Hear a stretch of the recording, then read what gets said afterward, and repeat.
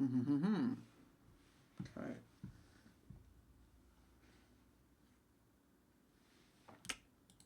Let's see then.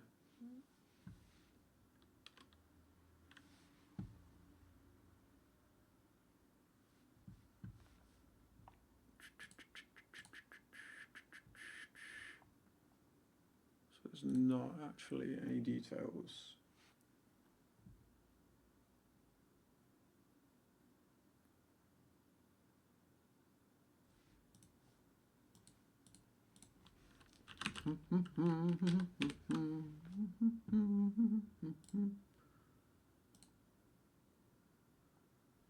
Okay, so this was kind of a Rumble Johnson. Yo, what's up, cucumber soup?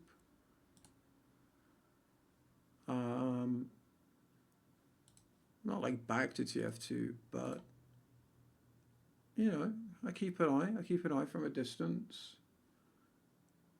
I finished my other activities for the day, and I think this LAN that's happening at the moment is like kind of interesting. So, yeah, I've been thinking about streaming some like demos and stuff from TF2 for a while, but nothing really stood out. Hey Domo, how's it going, bro? Yeah, nothing really stood out that was like that interesting to talk about. Like, no offense to anyone that's been like taking part in TF2 for the past like couple years, but with COVID and everything, you know, it's been pretty, or at least it's looked from afar like pretty dead. You know, not like the game is dead, but like there's just not that much interesting stuff happening, right? Because okay, ETF12 is cool, but ETF12 is cool, but if there's no LAN, then the teams in ETF12 aren't trying that hard, right? Like at least that's how I always remember it. If there was not a LAN coming up to look forward to, you know, teams just throw themselves together, they scrim a bit, you know, they play whatever, you know how it goes. So you know, even though I'm not actually actively doing anything in Valorant like at this particular moment, but even when I was, you know, if there had been like a TF2 LAN or something, I still would have been like super up for not playing. Like I think my playing days are behind me, like because of the wrist and everything like that. Like I don't really have any motivation or interest in playing FPS games anymore. Yeah, what's up, Solo? What's up, Ostrich? What's up, Thomas? Yeah, I don't really have any interest in playing, but yeah, like if any LAN had happened over the past couple of years, I would have been up for. I mean, at least watching demos on stream. Maybe I would go, you know, and do some like something in production or something like that. But this local host LAN is like the first interesting thing to happen in TF2. At least like, yeah, from my perspective, in a fair while. Copenhagen might be. Yeah, I did hear that Copenhagen might be a thing. Like I heard, I won't repeat what I said because I assume it's kind of, you know. But I heard that it might be a thing, and if it is a thing, like I'm not. I mean, I'm not saying that I would go necessarily because I don't know if I could be bothered, but I would definitely like follow that LAN and stuff. Like I was watching some of the games of this LAN last night. I was watching some of the games of this LAN, and okay, it's not like okay, it was like in some articles it was like billed as like a it was billed as like major LAN, but okay, I guess there's you know there's decent teams there. Like there's like I guess are these the top three NA teams? Like Froyo and Witness, obviously. I know that Witness are missing like one. They're missing Yite, and they have Alpha, which is I mean I don't know the landscape, but that's kind of like questionable. Not questionable, but that's like a not a like for like replacement, so to speak. And I think like a G6, they're a real team, right? Like they played the past couple of seasons. I was doing some like really brief research earlier. They're like the same team as what played like they're playing this RGO and they played RGO. Oh, is Alpha an actual pickup? Oh, I thought he was just like a sub for this event. But still, they're not like the full lineup that played past seasons. But like a G6 is a real team, right? They played last season RGO. They just have skis now instead of a medic who I cannot remember. I think the medic might have even just been a jabble of letters, which would explain why I don't remember it. But yeah, G6B Witness on Bagel. It's not a game that I'm gonna watch because, well, there's two reasons. One, I don't know the first thing about Bagel, so it wouldn't be very interesting. Two, it is a cough map, and I'm kind of mostly interested in the rule set, like, at least for today. Like, I feel like the matches today promise to be a lot more interesting. But in terms of, like, what I'm interested in, I'm kind of interested in the rule set, like, today. And just having a look at, like, how that's operating. Which obviously, like, I'll get into in a little bit. Like, we're going to talk a lot about that. But, like, the games yesterday were not that interesting. Like, you know, the top three were not in groups. The top three teams were not in groups. The bracket games, like, are best of ones up until now. Like, I went to bed before the best of three started. So, like, the games ain't that great yesterday. Especially since G6 upset Witness. We didn't get to see that, like, Witness Froyo game. I can't really remember what point I was actually making when I started this. Oh, yeah, the reason why I wouldn't watch Witness G6. Yeah, so, well, yeah. One, don't know shit about Bagel, so, you know, you might as well watch a monkey talk about it. Two,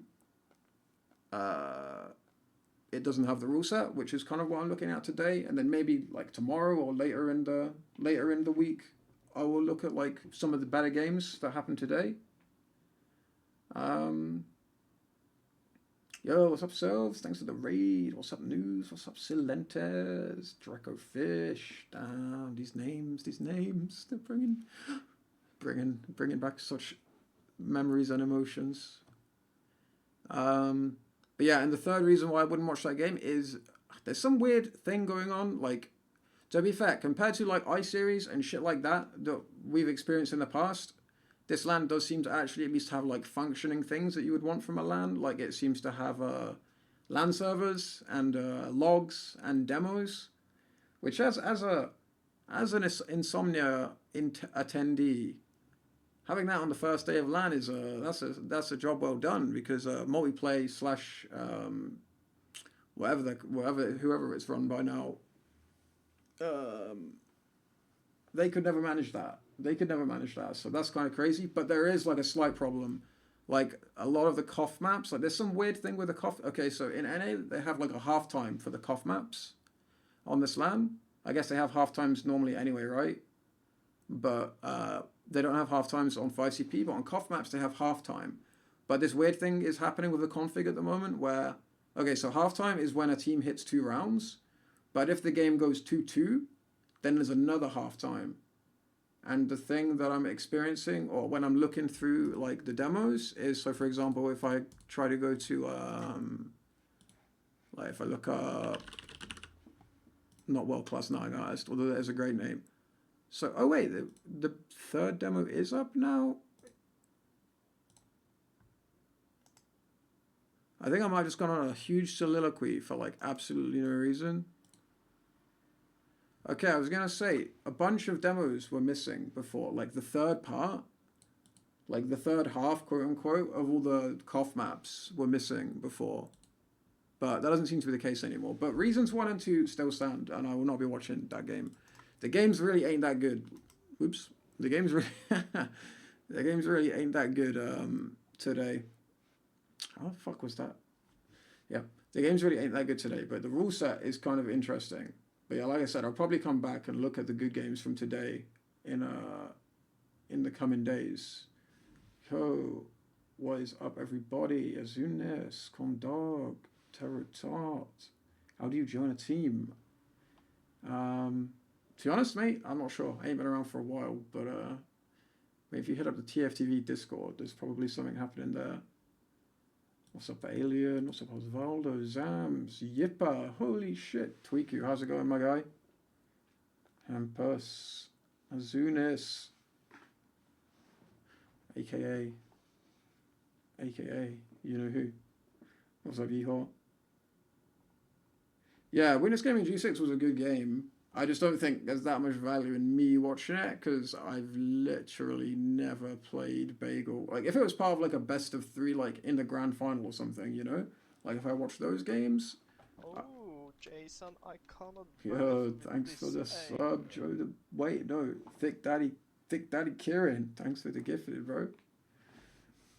What's up, Eames? Um, yeah, like if Bagel was played as part of like the final or something, you know, I would totally watch it like for all of that. But I'm not gonna watch some random best of one on Bagel. You know what I mean? But the other games ain't that great. I'm not gonna lie. Like the games are not super good, so I'm mainly just like interested in the rules and how like the rules are kind of like impacting things today. So I was thinking of checking. To be honest, the best game for it actually is probably is probably also a witness game. But yeah, this is everything. The best map of yesterday was Metalworks with Witness versus Ford. I think that went pretty close. I think it went pretty close. Yeah, it was a 4-3. An artist Oh, went fucking. Jason, I Ooh! cannot breathe with this air. U5F. Thank you very much for the sub, my friend. My friend. Hello, everybody who is randomly popping up in the chat. I've not done this for a while, so I'm not like super, not like super good at keeping track of everything. But yeah, at what point was I trying to make? Yeah, this was probably like the best game. But one, I just really don't like Metalworks, and two, the demo is not uploaded for this game, so that's kind of sad. So I'm just gonna play some game and just talk about what I think about the rules and stuff like that. Because I actually think the rules are pretty interesting, but we'll do greetings and all that jazz first, I guess, because watch a snake game, surely? You must be, you must be joking. You must be joking, Yeehaw. Yo, what's up? What's up, Naggy? How's it going? What's up, Matt AZN?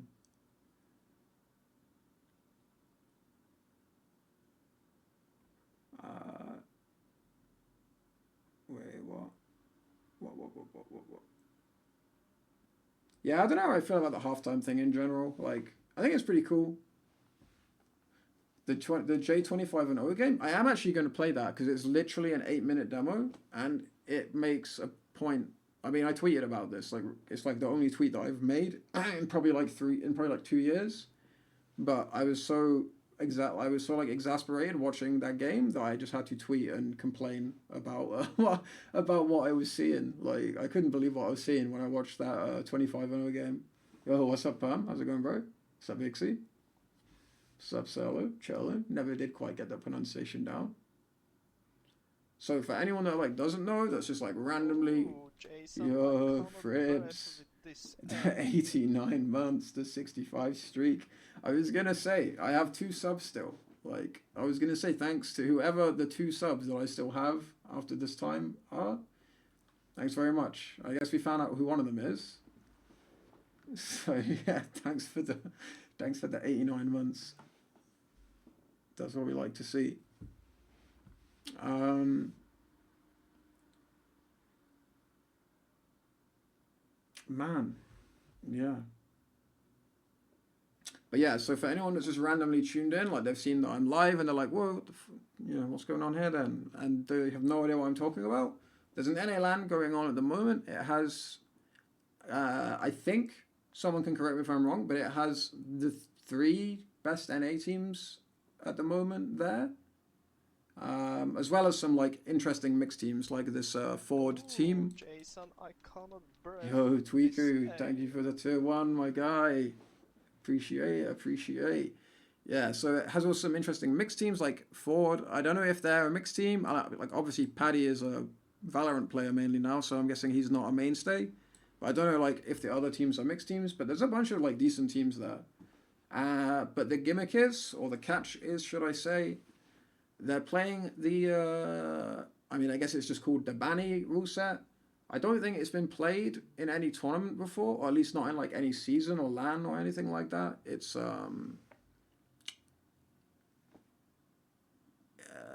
yeah, so it's basically getting its debut in a serious setting at this LAN.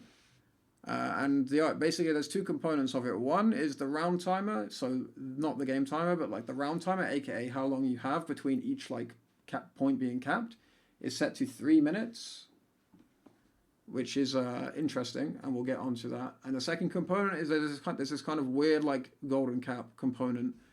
So it's a 30-minute time limit, but if the score, well, it doesn't matter what the score is, if a team hasn't capped 5 rounds, so it's first to 5 or 30-minute time limit, but if the score is, for example, 3-3 and 30 minutes runs up, then the win limit then becomes 4, and the time just gets extended infinitely until someone hits 4. So it's basically, yeah, win limit plus 1 of whatever the current highest scoring team is at that point. Yeah, the person speaking is Marilyn. That is a classic quote, if you do not know. I think it's on the original TFTV Twitch highlights YouTube channel that Truck made, like way back in the day. Is it C's voice? No. That would be funny, though. It would be funny. But yeah, so I guess before I watched like a game, I guess my general thoughts on this rule set. One, I think the win limit part where it's okay. So the fact that I'm struggling to explain it like in a coherent way is indicative to me that it's probably not like I'm not just here to flame the rules. By the way, like even though I don't like some of it, I actually do like other parts of it. But I'm not just here to flame the rules. But I am going to start off on a negative note. I really don't like that rule just because it's so goddamn hard to explain. It was like watching the cast last night, and I think it was like Epley. He went to explain the rules on the cast, and he was just like, whatever the rule is about, overtime and stuff. It's like really not clean to explain at all. So I don't like it just for that reason alone. If you can't convey it like coherently in like a sentence, then it's probably not a great rule. And it provides like some value, I guess. Like as in you can argue there's value in the rule, but not enough, I think, for it to be that convoluted. You know what I mean? Like, not that it's that hard to understand, but just if you're a new viewer and a caster is explaining the rules to you, like, it takes like 3 sentences, and then maybe like you would have 2 questions. Do you know what I mean? Like, it's just a little bit convoluted in my opinion, anyway. But I don't mind it. Like, functionally, it's completely fine. Like, I've enjoyed watching it functionally. I just don't like it because it's a little bit clunky. But yeah, but the real big component is the 3-minute round timer, though. That's like the juicy part. So, I'm just going to catch up on chat before I get onto that.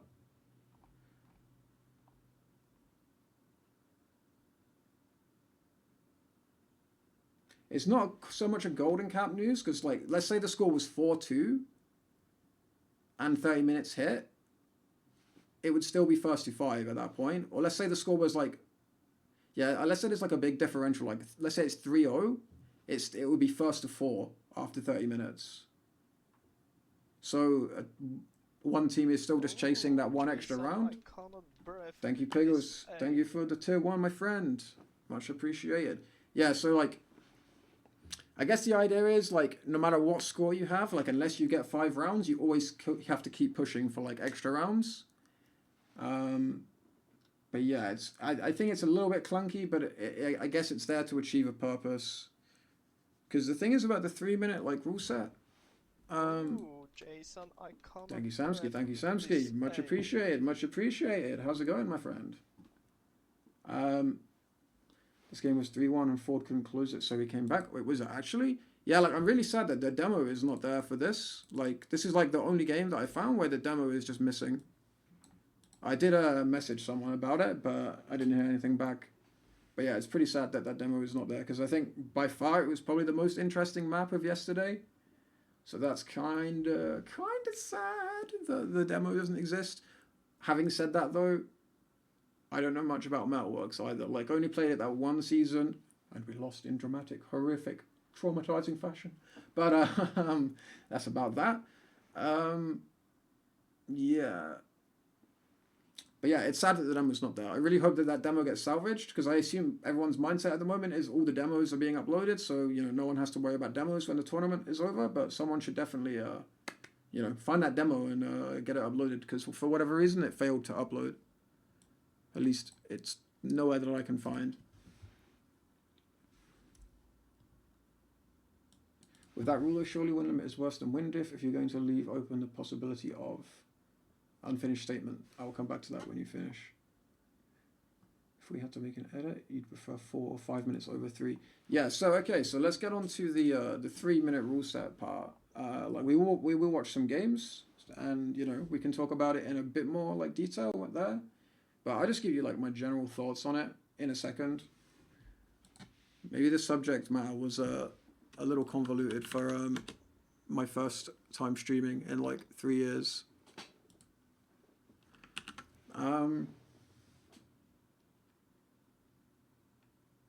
Would I ever come back as a coach if there was like an interesting LAN? Yes. If as a player, probably not. Only because of my wrist, though. Like, I don't think I would play like at a high level again. Like, it's way too taxing on my wrist. Like, maybe some people thought I was like making excuses for like some bad performances when I was like actively playing, but man, like it took such a toll like on me physically to play the game. Like for I don't know, the last like 5 years of like my time playing the game, like I had to take those 2 breaks, but the rest of the time was agony, like all the same. So I don't think I would want to put myself in that position again. Like had to put like honestly had to make a lot of sacrifices to actually be able to play when I was playing. Like if I wanted to be able to play like scrims or like a LAN or something, you know, I'd have to put a bunch of stuff on the back burner, you know, just like regular like kind of day-to-day activities. Like I would have to, you know, put those to one side just so I had like the physical stamina in my wrist to play the game, which is pretty sad, like as in like pretty lame, like, you know, that I would bother to do that. But yeah, that's how it is. That's how it is. But yeah, I would still be interested in coaching. Yeah, Valorant, I'm not actively doing anything in Valorant at the moment. I was active in Valorant from the moment the game came out. Like I played Valorant for quite casually. I played it in beta, and I thought like, actually, you know what? I really like this game. Like I really like this game. And then I just decided like I was gonna just put a message on some comp Discord and say like, you know, I'm a coach. If anyone wants to scrims watching, so I just wanted to see kind of inside like a team atmosphere. And then the team that I just happened to watch some games of, I don't know, I kind of bonded with them like quite well. And then the next thing I knew, I spent like with various rosters because everything was crazy unstable. I spent like a year just doing like 16-hour days, like grinding with those guys. Some of them are now like pros. Others have gone on to other things. But right now, like, I'm not doing anything in Valorant. It was really, really taxing. It was literally like 16-hour days, like 6 to 7 days a week. Like, I think best result we got was like top 16 in like VCT, like in VCT EU. But to make the jump to like a pro team, like with my, again, it comes back to my wrists, to make the jump to a pro team, like I was doing 16-hour days, like just to keep up like at like a tier 2/3 level. So to make a jump into a pro team and have to do those 16-hour days plus all of like the data analytics and things like that, it would have just been, I don't think I could have like, I wouldn't have been comfortable committing to that. I think I would have been at risk of having a really bad wrist flare up and then letting my team down, you know. Whereas it wasn't too bad at kind of like tier 2/3 levels, because obviously, you know, some people had school. Like we did it full time. Like all the boys like were fully invested and stuff. But it's a bit more understandable, you know, when you're not getting paid. If you're just like, lads, you know, I can't do it today. I'm off for a day or so. But yeah, I get a Wrangler arm if I could. Honestly, maybe. When they make bionic arms, I would totally take it. Or even just bionic owner nerves, because it's mainly just where owner nerve is like totally fucked. But yeah. In my watch a Snake game, I feel like the meta holding the last 15-minute timer will be just stalemate since it's hard to push out of. Yeah, I think Snake is a good example of it. I will get there eventually, because that is kind of the point of this stream. But I guess yeah, we got to get through the you know, the heartfelt reunions and whatnot. This injury was a hoax. He took his wristband after he won an ice series and flipped me off. And this spat in my face laughing. You know how it is, Lassie. You know how it is, bro. Whew, you know how it is, man. But yeah, So that is in 5 to 10 minutes a brief summary of where I've been, what's going on. I don't have any like immediate plans to do anything crazy in TF2, but I'm gonna be about a bit. I'm gonna be about a bit, watching stuff, maybe streaming some demos and stuff like that. Beginning today, beginning right here. Holy shit, my timeline is full of like follows and stuff. Thanks for the follows, guys that are following. I feel so old because I haven't streamed in so long, and there's so much like new like tech on Twitch for like tracking everything that's going on. And I feel like an old man just like staring at my screen, not knowing what's going on. It's all just like things are popping up. But it's so easy now, like it's crazy easy than I remember, like to set up like Streamlabs, and it was like OBS and stuff. But yeah, so the thing that sucked me back in to streaming today. What's up, Dumal? How's it going, bro? The thing that sucked me in to streaming today is this 3 minute round timer rule set. So we're gonna watch some games of it. But I guess first we can just talk like general thoughts about it. Like, so I guess Banny mainly came up with this. I don't know if he like did it in conjunction with anyone other than the person that obviously had to make the kind of the config. But I assume the idea behind it is to just eliminate stalemates from the game and promote aggression. But I feel like there's a very interesting component of it. Like, it definitely eliminates long stalemates from the game. But I feel like if you were to play the 3 minute round rule set optimally, you would be heavily incentivized to pretty much never take fights. Like, for example, if you're ever in like a remotely questionable scenario, so I'm going to give like a really like primitive example, like you go to mid, let's say you go to process mid, you've got like an Adiski or a Nubby on your team, and they just dive in like a maniac with the market gardener, they fail, they die. I feel like you just instantly leave that mid and hold last, because I don't know, maybe it's not such a thing in America. Oh, is it banned? Oh shit. Okay, well you just feed or something like that, you know? You go for like that. You go for the big play, you hard feed. Maybe process is not the greatest example, but like, yeah, let's say a map like Snake. I don't know, let's just say you go to Snake, you feed a soldier instantly. I feel like it's so easy to hold last in this game. And even holding most seconds, I feel like it's so easy that rather than promoting teams to take a lot of fights, it promotes one team to play really safe and passive, because they know that they are always only 3 minutes of mediocre play away from a round reset. And then it just means their team with map control, and by map control I mean the team that has mid or any of the further cap points, they have to just take the worst fights ever. Like, I'll give an example. Maybe some people will remember it. It was a little while ago now, but at I-65 in the grand final when we played Ascent. And by the way, this stuff that I'm saying, I don't think this is necessarily a bad thing. I'm just saying that I don't think it necessarily achieves the stated goal of promoting more aggression, other than forcing teams to take trash fights because the round time is going to expire and you have literally no other option. But I don't think that's very intuitive personally, that you're just encouraged to take garbage fights that don't favor anyone and that are just kind of forced on you. Like, I feel like it's fine for those fights to happen occasionally, but it shouldn't be like a routine thing. But yeah, the example I would give is if anyone remembers, like I-65 Grand Final Map 1 was Snakewater. We were up some rounds. I don't remember how many rounds we were up, but we were up some rounds against Ascent. And then, like, we got like 3 rounds. I think they got like 1 round, maybe it was 3-1. And then second half of the game was just basically us on last. Like, we were on last for like, I'm going to say at least 10 minutes. Like, we pushed out a couple of times, but then got pushed back.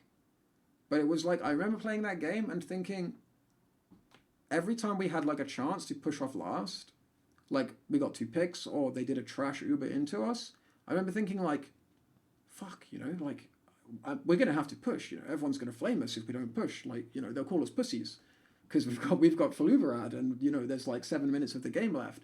But I was like, I'm so damn comfortable here. You know, I could hold this last. Like we felt like I could hold that last. I could hold that top right door forever. Like make the time limit 3 hours, and I still don't think I don't know. Okay, something crazy would happen and we'd lose a round. But make the timer 3 hours, we would hold that last. So I think make the timer 3 minutes. If you tell me that I only have to hold that point for 3 minutes and I get a round reset, I'm gonna the first sign of any trouble, like when I don't have map control, I'm going to last, boys. I'm going to last. I'm putting that gun on the slope. I'm sticking in top right, and I ain't never leaving until that round timer hits reset or until the enemy team literally comes and full wipes. Like, you know what I mean? I wouldn't even push off last. I don't think if they lost 5 and only med survived because you'd still have to push mid, which would just be like a leapfrog scenario, best case. But yeah.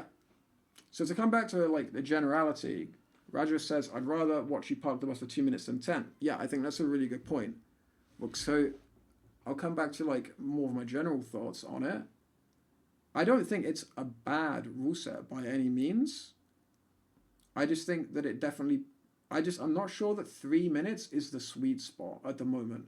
I actually really like the rule set. Like one of the reasons that I chose to stream today actually is because the rule set started getting like my brain thinking about some of the tactical opportunities it presents. Like I don't think they're part of the intended ambitions of the rule set. But there's a bunch of like really interesting like tactical aspects to this rule set with 3 minutes. Like obviously mid fights become incredibly important, and you need like a much deeper, in my opinion, strat book on mid than you ever would before, because if played optimally, i.e.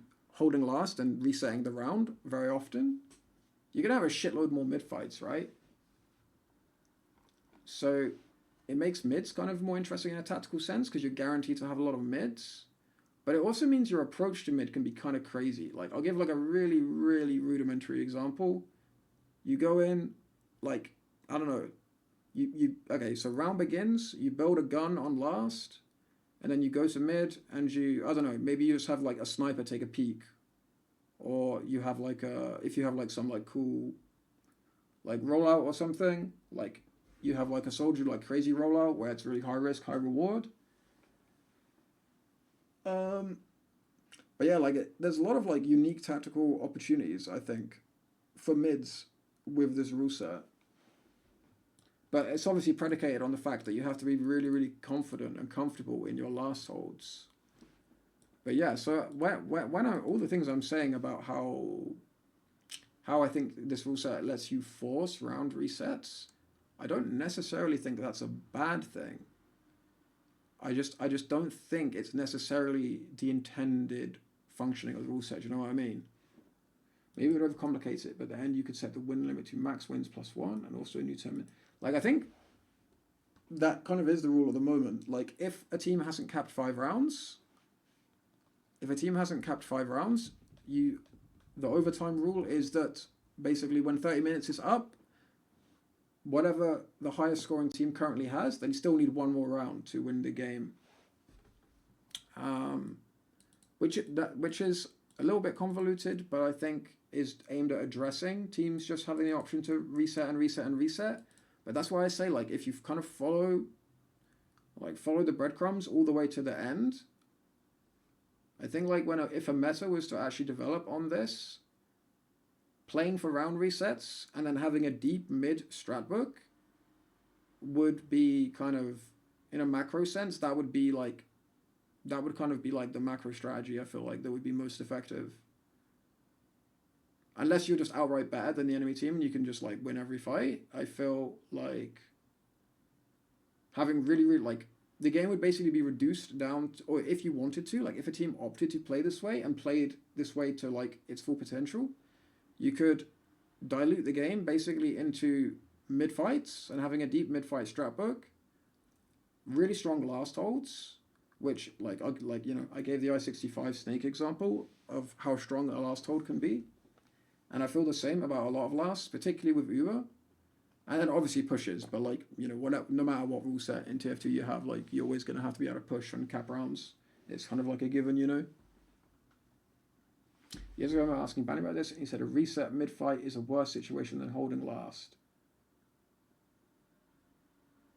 I don't fully agree. Wait, he said a reset mid-fight is worse than holding last? What, for the team holding last, or for the team pushing?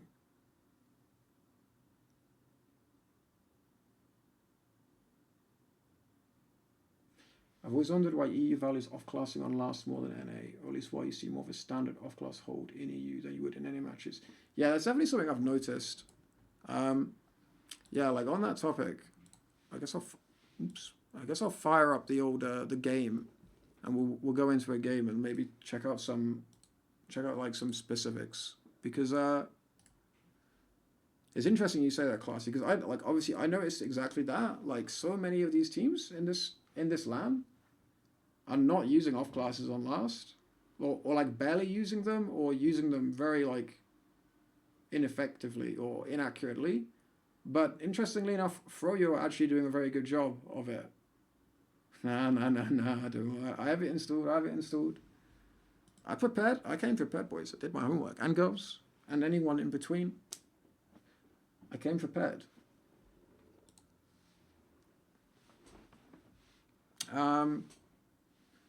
It doesn't look like that from the screen, but look, I came prepared.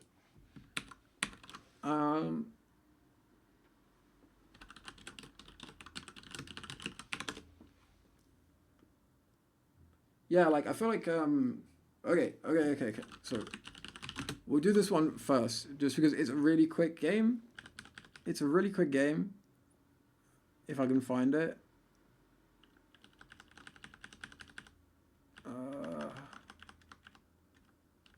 I can't remember what game it was. It was a Froyo game.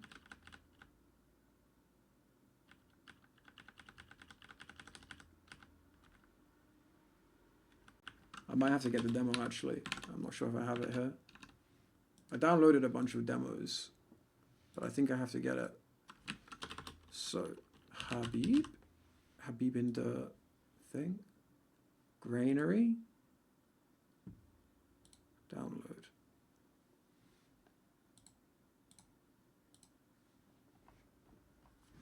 Haven't Froyo used off-class on last more often than other NA teams from the start? Yeah, I mean, Froyo are obviously just an insane team. They do obviously they're known for, they typify the NA playstyle, because they, obviously lead the world in wins, particularly in the NA region. But yeah, they actually do the dirty work very well as well, actually, when it comes down to it, in terms of holding last. They definitely do they don't shy away from doing what needs to be done, on last and stuff.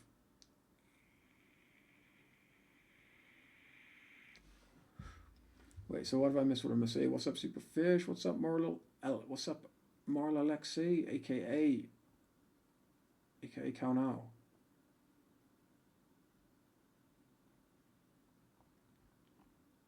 The Froyo games are all bad watches, to be honest. Yeah, they're definitely not the best, but as I was saying this a little bit earlier, Beta, I'm kind of thinking, in my head at least, today I kind of want to watch games, in my opinion, there was only really two great games yesterday, at least involving the top teams.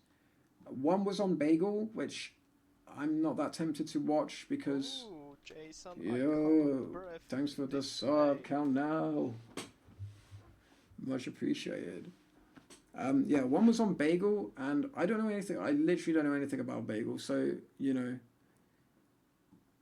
if it was part of a series, I could watch it, right? Yeah, G6WG was on Bagel, and that was the best game, yesterday. But I've literally never played Bagel, so I wouldn't be able to offer you guys anything of interest, to talk about on that map. maybe with some like research, or if I watch some more of this LAN, I would be able to offer like some more insight. But yeah, at the moment I couldn't really tell you that much. Hang on a sec. I just turn my heater off. It's really, really warm. But yeah, I couldn't offer that much insight on Bagel. But the other really good game was Witness versus Oh, Jason, I cannot breathe. Sniper Main. Thank you for the sub, my man. Let's go. Watch it for the content. Like this, yeah. Yeah, and the other really great game, just to finish my other point, was Metalworks in Witness versus Ford, which was this game, which is meant to be crazy, but the demo doesn't exist for that.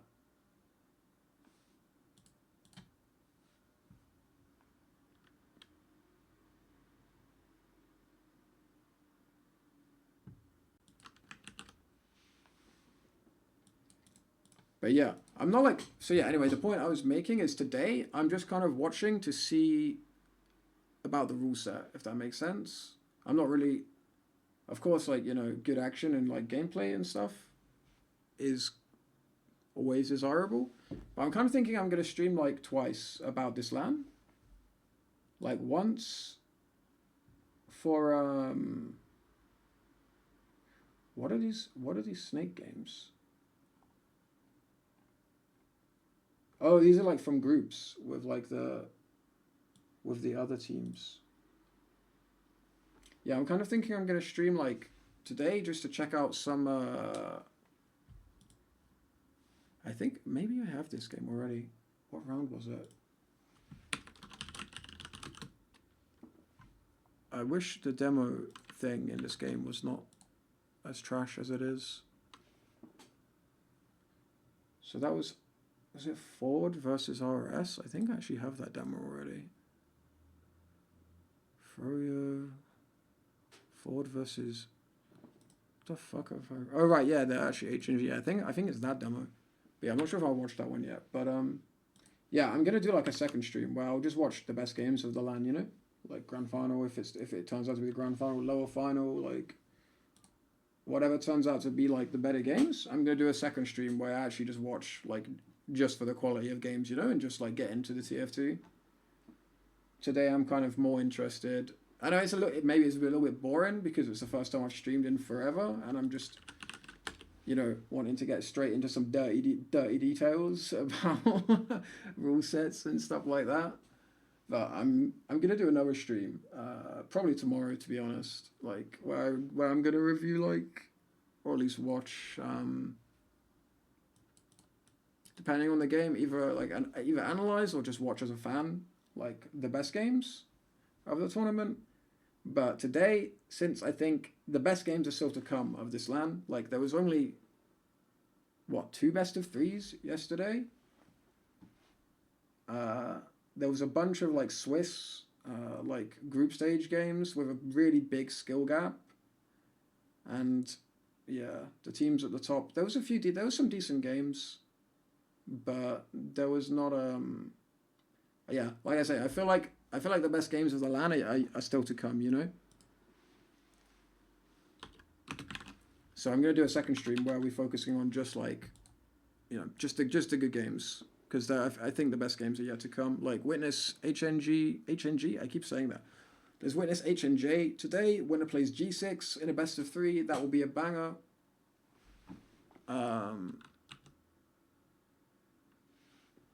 then Froyo, obviously, playing the winner of that. Like, I think the grand final is best of 5. Someone might be able to correct me. Yeah, I don't know what RS means. It's not actually their name. I think actually what HNJ. I was quite confused on the stream. You sure loads of invite U teams would want me to coach for LAN? Yeah, it's like it's something I'd be like interested in doing potentially. Obviously, it would depend on a bunch of factors, but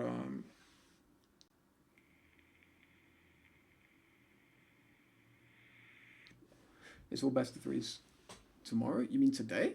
Isn't it today? It's like in a few hours, right? I've only got like. I was watching football earlier today, so I didn't want to stream early in the day, but I was like very mindful of the time because I don't want to be streaming at the same time as the LAN. Not least of all because I think it's just disrespectful to like Banny and the TFTV and Critscast staff who like put a lot of effort into making the LAN. And I didn't ask for like any co-stream rights or anything like that, so I don't want to like stream at the same time. Like that would be silly. But yeah.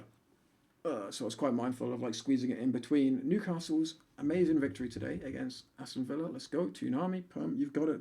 Bang on, mate, bang on. 3 wins on the bounce, 3 wins on the bounce. Never in doubt, never in doubt. Saudi blood money, but we don't mind. Well, we do mind about that. But on the pitch, it's all that matters, you know. HNJ versus Ford Sunshine on the Snake Water. Man, you guys are demanding. I thought I could watch whatever I wanted. I did not expect this. Okay, I'll watch one of these games first, but there's one game in particular that we simply have to watch, and because it won't take long, I don't see the harm in it, you know.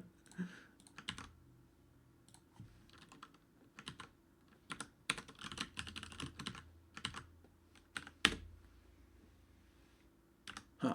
That's not what you like to read when you try to play demos.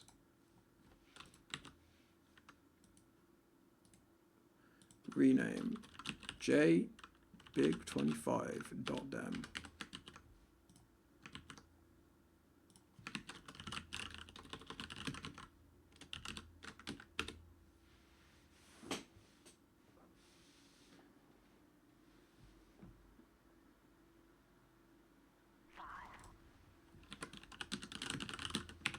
Also, so I meant to ask before, is like stream visual okay? Like, is audio levels okay and stuff like that? Because I haven't done this in like a hell of a long time. In fact, I don't think I've ever streamed on this PC. I have like a better PC now, so all of my settings and shit are different, like to how they used to be. So if it is not clean, like or anything like that, just let me know, because I have the power now. I have the power to upgrade everything. I think I'm not sure if I'm on 60 or 30 FPS, but yeah. He started demo. Hallelujah. Ah, that's so impatient, so impatient. We got all the time in the world, my friends. We got all the time in the world. My room looks very dank, but not the meme way. I mean, you can't really see my room, to be fake. That's like, you can see like my door leading to my lounge. But the room is like behind me. But like, to be honest, this room isn't that pretty. Like, I'm gonna glitz it up. I've got some lights and stuff to put up, but yeah, you know how it is.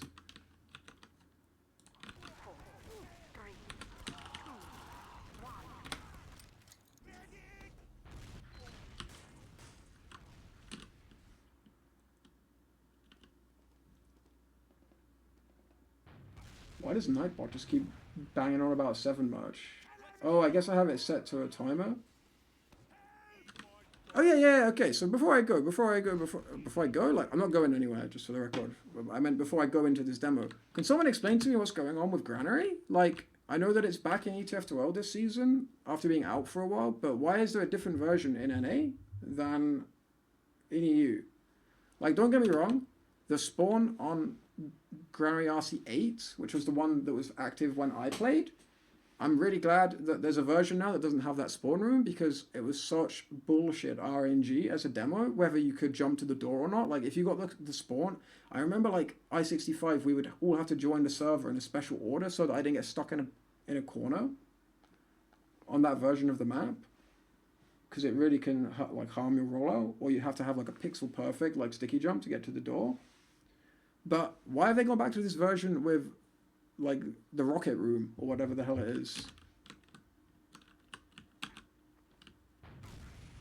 Like, this is like 2008 TF2 stuff.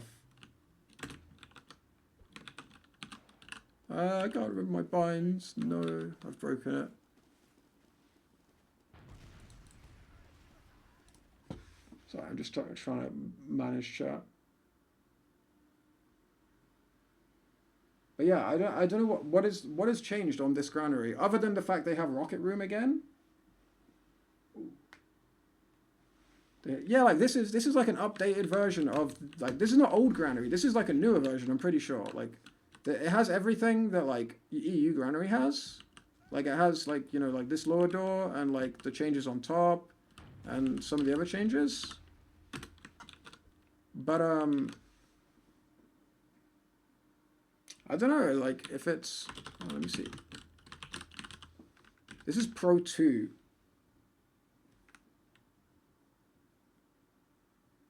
The door on the second side is smaller, but the top door out to mid is wider. But yeah, I don't know what the theory is behind, like, re-adding Rocket Room. Like, I mean, I guess I can see, like... So, Grand Last is, like, super easy to hold, right? Which is one of the reasons this game is funny to me. But Grand Last is, like, super easy to hold, so I guess by forcing you to go, like, through Rocket Room into another room to get to spawn, it makes it harder to, like, spawn cycle, which I guess makes holding last not as easy. But in my opinion, Granary last is the worst last for spawn cycling, and you should not really be spawn cycling other than, like, your NG who's changing off. So I'm not really sure about that, but that's the only reason I can imagine they would do that. Yeah, I'm not sure. But yeah, let's watch the J-Pov. This game is a complete roll, by the way, but I wanted to watch it because it was just such a roll that I thought, why not? It's like a short game.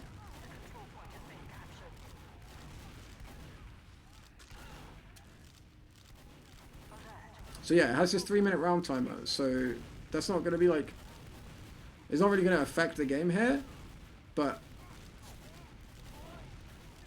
It's like really surprising to me how HNJ play, given the fact that they're the worst team, and it's a 3-minute round timer.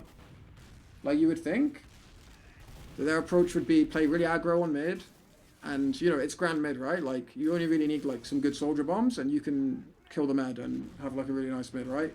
Obviously, there's a lot more to it than that. But, I don't know. You would think that would be, like, how you would approach it, but... But, like, they actually just have... Okay, Banny's just killing the med somewhere on the map. But they actually just have nothing on last. Like, they have a sniper, and that's it. I feel like Granary last, of all maps in the game, dude, Jay's just running around and shooting things. Like, he actually is just doing his thing. Like, he actually just does his thing. But yeah, like, of all the maps in the game, I'd say Grand Last is the hardest last in the game to push. Or at least in stalemates, it's definitely the hardest, like, stalemate to break. In terms of ad pushes, maybe it's not the hardest. But I think it's definitely up there, right? Like, it's one of the hardest. But it's a 3-minute round timer. So it's a 3-minute round timer. You've got a last that is notoriously easy to hold. All you do, you know, you just take... I mean, personally, I think NG Heavy Sniper is, like, a pretty viable way of holding it. But, like, NG Heavy, and you got a pretty damn good shot of holding Grand Last, in my opinion. But they just don't. They just have... Well, we'll see. We'll see what they do. They just get rumbled by Jay in the jungle. When I made up to demorize first, then nothing up on last. Yeah, like, don't get me wrong. I'm not here to flame like H and J. Like, I assume they're like a mixed team, and they don't have like strats or whatever. But I just thought this game was like really indicative of like, I don't know, TF2 players just not playing like, not adapting to like changes that happen in like, I don't know, like when new maps come out or when there's rule changes or unlocks or whatever. I feel like TF2 players are like really, in general, really slow to adapt. And this game is just like really, really, really indicative of that, because with this 3-minute round timer, all you need to do is stuff one Uber by tanking with a heavy and NG. Like, you need to stuff one Uber ad push with an NG and heavy, which, okay, it's Froyo, so, you know, it's not the easiest task in the world, but, you know, you're at LAN to play games, so you surely expect that you can win, like, some fights. And Grand Last is, like, so easy to hold. Like, just for context, like, basic Grand hold, in my opinion, like, Grand Last disat hold. Hang on. Like, basic Grand Last disat hold. Where's my crosshair gone? Where's my crosshair gone? Basic Grand Last disat hold, like, that I understand anyway, is like, okay, so there's like a gun here. You have, like, your combo just kind of chilling, like, somewhere in the middle. and then wherever the Uber comes in, let's say Uber comes in left, you kite out to the right. So they have to focus the gun with the Uber, and you kite like out into the space on the right with your fully buffed heavy. And then by the time they're done focusing the gun and putting their damage onto the heavy, you have like soldiers, maybe soldiers flanking top, like you have everyone collapse, right? And it turns into this big absolute clusterfuck of a fight that doesn't really favor either team. Like once the Uber's been spent, like debuffing the heavy, getting rid of the gun, you basically just have a crazy fight, assuming that nothing nuts happens, like a sticky trap kill or like, you know, something unexpected. But in a basic scenario, that's what you'd expect. Can't remember what my overarching point was, but yeah, that's kind of how I envision like Grand Last Souls. And if you play it like that, oh, and vice versa, like if they push right, you do the exact same, except you kite to the left, right, and you just blob up basically on the opposite side to where they push. And I think having a sniper is good. Like, there's nothing wrong with having a sniper because the sniper makes them use through the door. Like, if you never have a sniper, teams will just walk in without popping, right? So I genuinely think having NG heavy sniper is viable, but to not have a heavy or an NG is like, it's I don't know, it's just insane. It would be insane in a normal circumstance. I say it would be insane in a traditional circumstance where you don't have this rule set. But you have a rule set where if you just win that fight on last, like I said, it will be a clusterfuck of a fight. But if you just win that fight and can then set up like a stalemate on last, like you're like 2 minutes away from getting a new mid fight. So it just kind of blew my mind. Like I know that they're like a for fun LAN team, but this is like just like DM and smoke and blunt vibes. Like I just, yeah, I don't know. This just kind of blew my mind. So I thought this would be like an interesting place to start. Because this is like, for me, the best example of exactly how you don't play with this rule set. Like, you've been given a massive utility in the round timer that essentially lets you play against teams that are better than you. It gives you a massive, like, strategic tool that you can use. What's up, Smash Balls 4? Gives you like a massive strategic tool that you can use. And they just don't. They just don't do it. But yeah, it's like, I'm not flaming them or anything. Like, everyone's entitled to like just show up and have a good time and like, you know, play DM and like vibe and stuff like that at LAN. Like, it's all about having good times, right? If you're this type of team. So I'm not like flaming these people, these players, or anything like that. Like, I watched some of Cookie Jake's like POV last night. He was streaming his POV, and he's obviously, you know, they're pretty chill about the whole thing. They're pretty relaxed, but so I'm not like flaming them or anything like that. Like, I understand like their kind of angle on it, but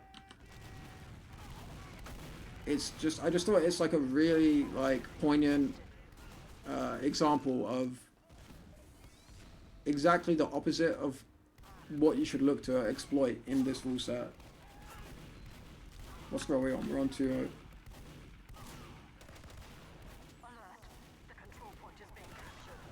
But yeah, if anyone can tell me, actually never mind, actually never mind.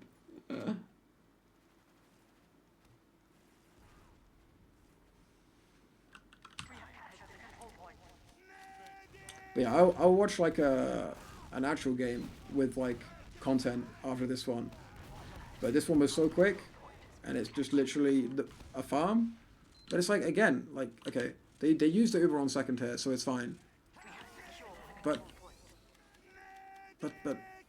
now it's like, this is the dream.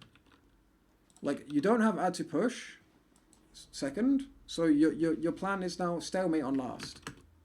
Like, stalemate on last for 3 minutes and you're golden. Back to mid. Like, full map control is like completely like back on the menu, you know what I mean? But they're one down and they just have a sniper. And it's like, this is just everything that you shouldn't do in this rule set, in my opinion. They're just gonna walk in on the left. Sniper does not headshot everyone. And then the round is over. When in reality, this should be the easiest last in the game to hold. Yeah, my opinion on the rule set? I have a lot of opinions on the rule set, honestly. I have a way of talking and discussing things where I can sound quite negative and critical, but I always say straight up that I actually quite like this rule set. In a way, like, I don't necessarily want it to replace the current rule set or the traditional rule set, but there's a bunch of stuff in it that I like. Like, there's a bunch of interesting features that entice me into, like, I don't know, they give me ideas about new ways of playing the game. Like, I feel like the point of the rules is mainly to eliminate the parts of the game that that Banny and whoever else helped come up with the rule set don't like, which is like long stalemates. Okay, I guess no one really likes long stalemates, but I guess the point of the, maybe I'm wrong, and I'm not trying to put words in people's mouths, like I haven't spoken to any of these people, but I feel like the main purpose is to, like, get rid of long stalemates and encourage pushing, and this rule set achieves that, like, without debate. It definitely goes some distance to achieving that, but it does a bunch of other stuff as well. Like, I won't, like, talk too much about that because I kind of said it before, and I'll talk about it more, like, as the days go on. But I feel like it introduces a whole bunch of new tactical options that maybe they were kind of there before, but the risk reward was really, really whack, so you wouldn't ever do them. But having the ability to reset around after 3 minutes of last holding on a map like Gran or a map like Snake, where if you can't hold last for 3 minutes on those maps, then you just don't have the correct, like, hold setup or whatever. Like, it's really, really easy to do, like, if you're, like, coordinated.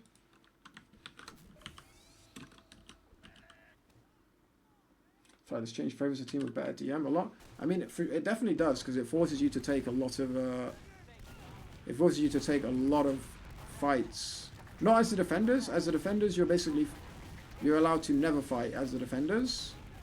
But by default, yeah, it favors a team with better DM because it forces more fights to happen, like, just by definition. But I do think there's a lot more, like, defensive options than was maybe considered when the rules were created.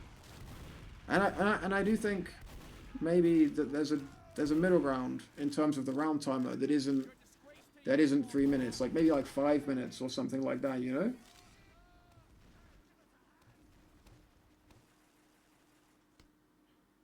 Yeah, there's no garbage time in this format, which is a good thing.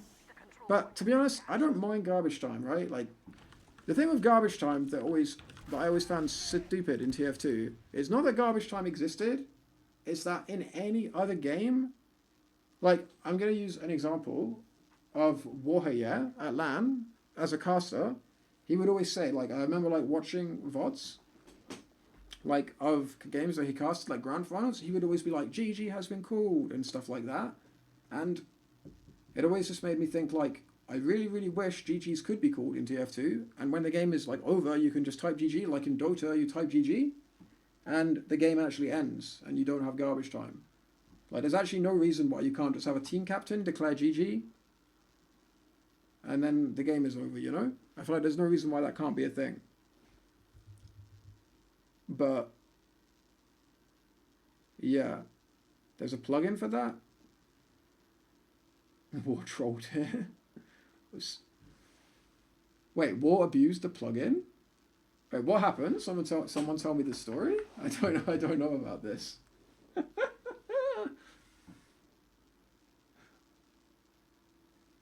Wait. Someone has to tell me the story. War conceded for being ahead. He conceded.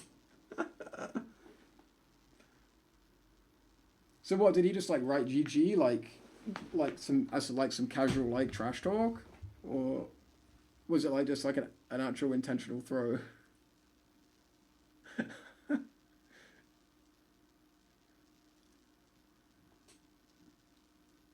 I feel like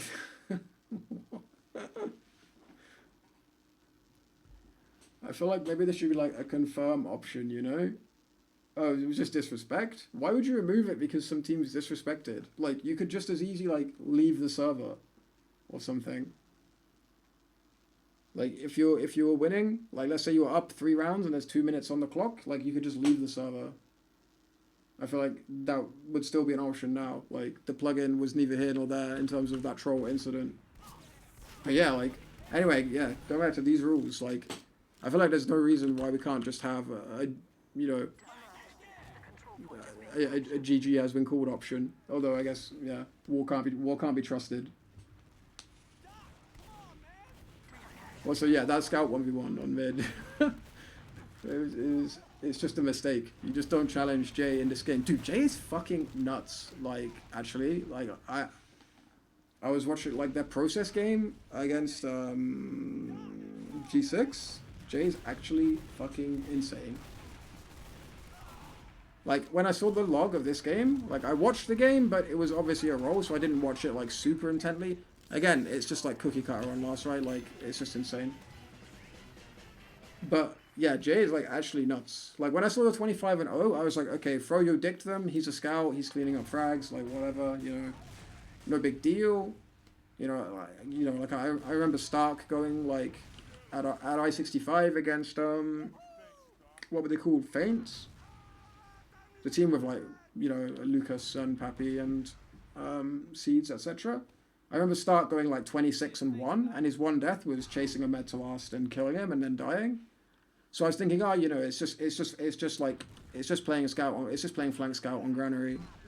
Is he playing flank scout? Well, it's just playing a scout on Granary. But no, the guy is fucking.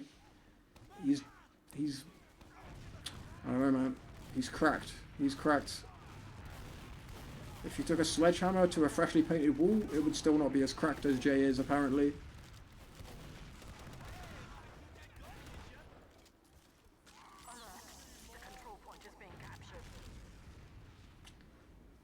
My thoughts on the format, Gunting, are mixed. I don't think the balance is right in the current. To summarize, in like a sentence, I don't think the balance is right in the current rule set. I like, at least for the intended aims of the rule set. I don't think they've got the numbers completely correct or completely finely tuned at the moment. But I think it presents a lot of interesting options in the game. So I'm kind of interested in it personally. Like, but yeah, but this game is just like an insane example of how to not play with this rule set. Of course they were going to lose anyway, but I don't know, you can make it so much more competitive in this rule set.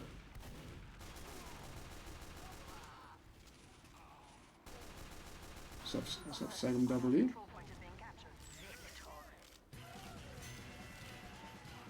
Yeah, like stock pistol is better for clicking on the men, but winger is just busted for getting to positions.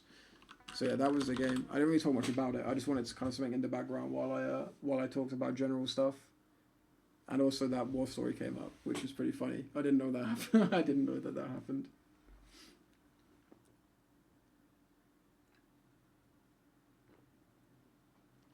How not to play is don't play versus Fro if you want to win. My DX level? What is it? Mac DX 95. We're still doing weapon signings for subs? Yeah. I can definitely do that. It's not something I've done for quite a while, because I didn't have the game installed until like this week. But yeah, that's definitely something I can do. I'm not quite sure what system I would use to communicate with people, but maybe I can put like, I will like leave like a Discord or something. The camera looks great, by the way. Thanks. I put a lot of effort into no, I didn't put a lot of effort into it, but I did put a little bit of effort into making it not look absolutely trash. Like, I didn't understand like how to make a webcam look decent, but I think it looks better than it looked before now that I've like added some light and stuff. But yeah, H&J versus Ford on Sunshine. Let me look up the game on what do you call it? Look up the game on the thing. Paddy. Sunshine. Why does it say Highlander? Wait, why is it 0-0? What is going on here? Is it this one instead? This is 4-1.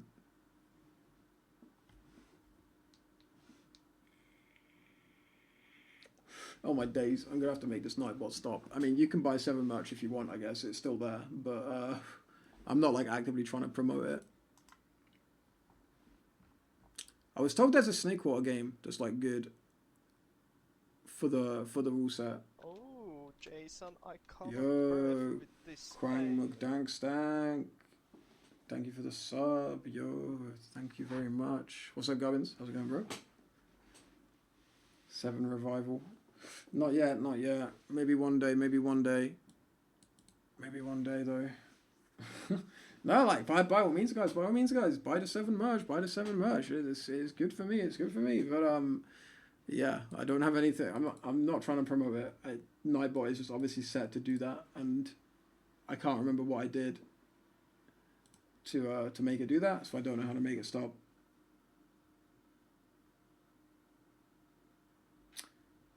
I mean, Froyo hasn't played their supposed rivals at this tournament so far, which is a shame. I was told that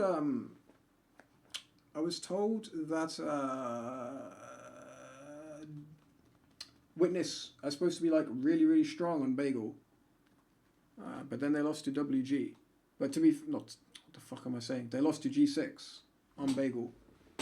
Can anyone tell me like who's been following like NATF2? Or TF2 in general for the past like while, like how good are G6 supposed to be? Like I know that Witness beat Froyo in some season, like a few seasons back, and that they've had some like close games and stuff like that since then. But where do G6 like fit into the equation? Like, do they have close games with Witness and Froyo, or are they like a comfortable third?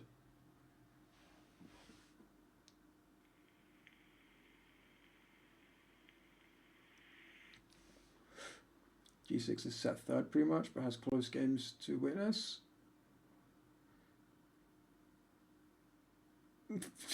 WG beat Froyo on season 6 because they played cough maps and Froyo had skis. That's quite funny. I mean, not the fact, but your way of describing it is funny.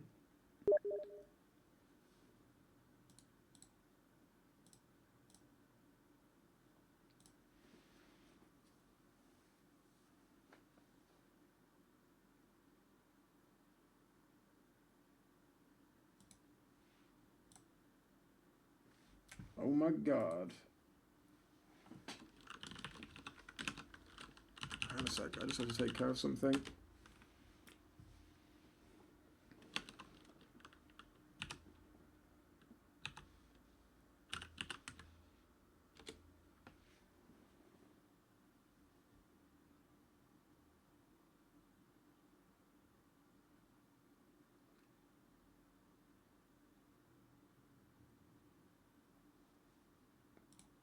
I'm just signing something for a sub, but I haven't done it in so long that I've genuinely forgotten how to do it. Okay, so I accept a trade. Strange kill streak. Strange kill streak. Australian sticky bomb launcher. Holy shit, what is all this stuff? Strange. Okay. My friends, someone remind me. I'm going to do this bit by bit. And you guys can tell me if I'm going wrong. I'm going to like delay before I do each bit. So we get the gift wrap. And we use with. And then strange. I use it with this thing, right? With this, oh shit, I'm not showing the game. Okay. Hold up. Oh my god, I just wrapped a crate. Look it in a gift of Bolt. I feel like that's something that like Simple would do in CS. Or maybe like old Simple.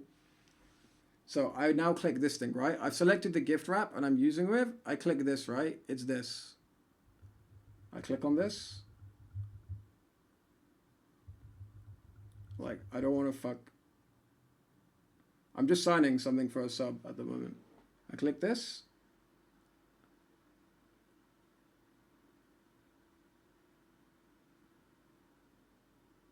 Actually, I think you can do it with a gift of Polt, but you just have to like do it in a certain way, right? Yeah, so I click this. I click this.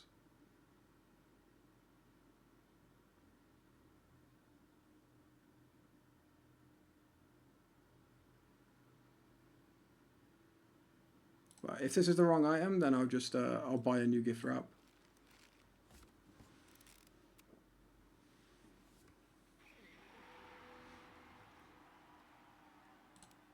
Okay, and now I make a trade request with my man.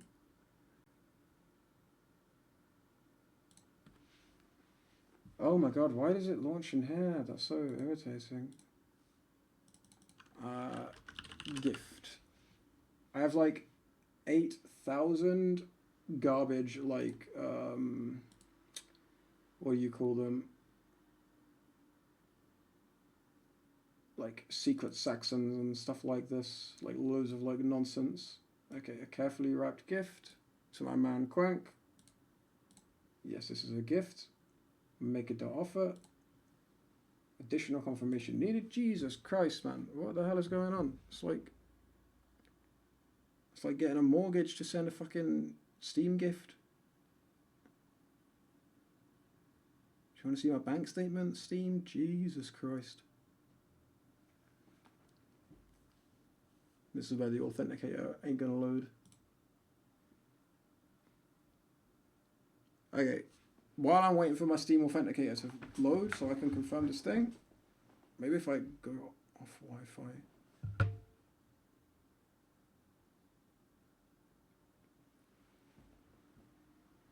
Okay, my authenticator is genuinely just stuck on loading. This might take a little while.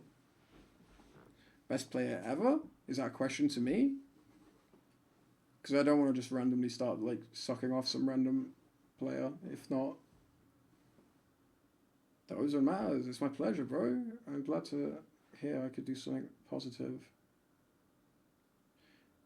You think Jay is mechanically the greatest to ever play the game? You're drunk. Don't think I've seen enough of Jay for me personally to go that far, but he is definitely a gifted lad. Dude, what the hell is my authenticator doing? This is tragic.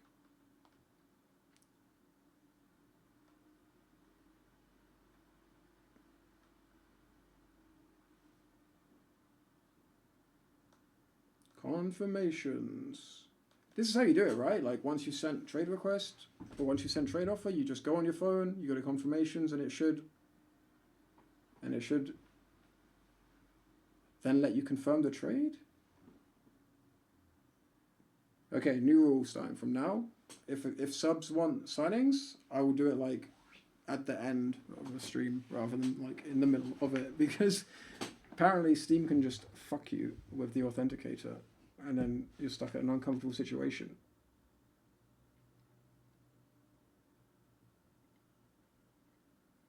Yeah, Nubby is kind of like, I've watched a few E2F2L games like on stream, and I knew how to sign stuff, right? It's just been a hot minute. It's been a hot minute. I'm used to like the night market in Valorant, you know.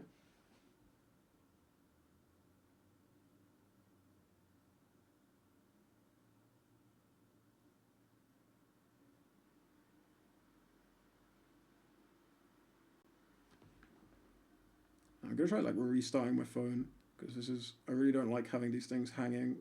It's kind of awkward.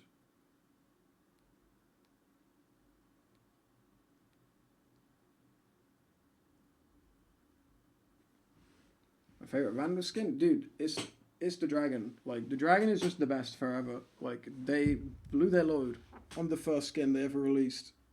The dragon Vandal is just too powerful. It's just too powerful.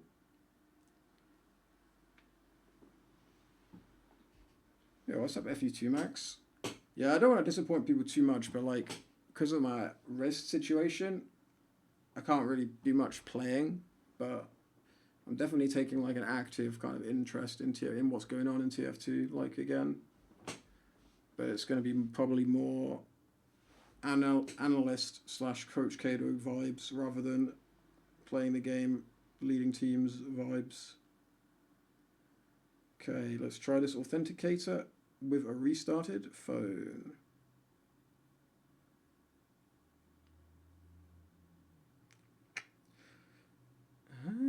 Okay, it's unloading. I'm just gonna leave it to see if it loads eventually.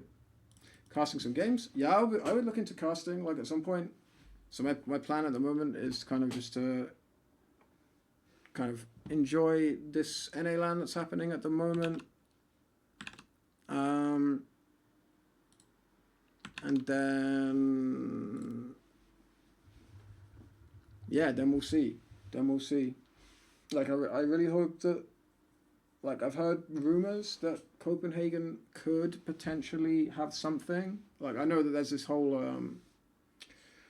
problem with the rentals, but I don't have, like, any info or, like, know the actual details, but I've heard, like, rumors that there's a chance that there will be some rentals or something like that, but I have no idea if it's actually going to be the case. Yeah, I know that, like, the official word is that there's no rentals, but I've heard that there's, like, still hope, basically. There's, like, people are actively working to try and get some rentals. Like, there will never be, like, hundreds like there would be, like you would want, so that as many people can attend as they want, but there's, like, some dream, I think. There's some dream that there will be some. Okay. I'm just going to have to let that... yeah, Quang, I'm just going to have to let that authenticator just take its fucking time.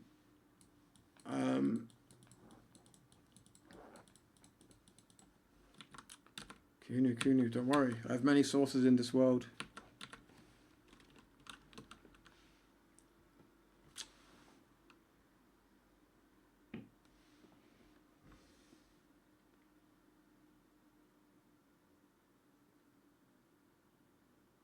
But yeah.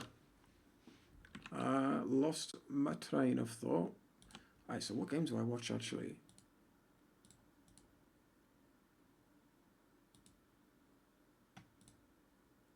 I should just pick a game and play it. I kind of want it to be from playoffs because I just feel like groups is like... I don't know.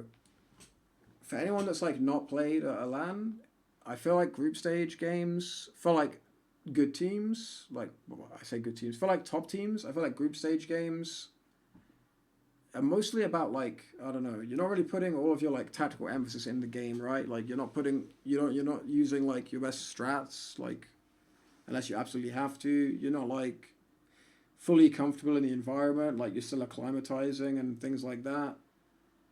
So if you're doing all of like the traditional LAN group stage stuff, where you're getting used to the environment, warming up, like fixing crappy audio settings, fixing technical problems with the PCs because you've never used them before, resolving those kind of problems, I feel like you're probably not going to adapt to a rule set particularly well at the same time. So I'm kind of trying to avoid the group stage games. Having said that... Wait, HNJ Ford Gaming was not in groups actually. Maybe that's a decent one. But I kind of want to watch Froyo. You motherfuckers can... I'm doing it my way. We're going to watch a rumble in the jungle.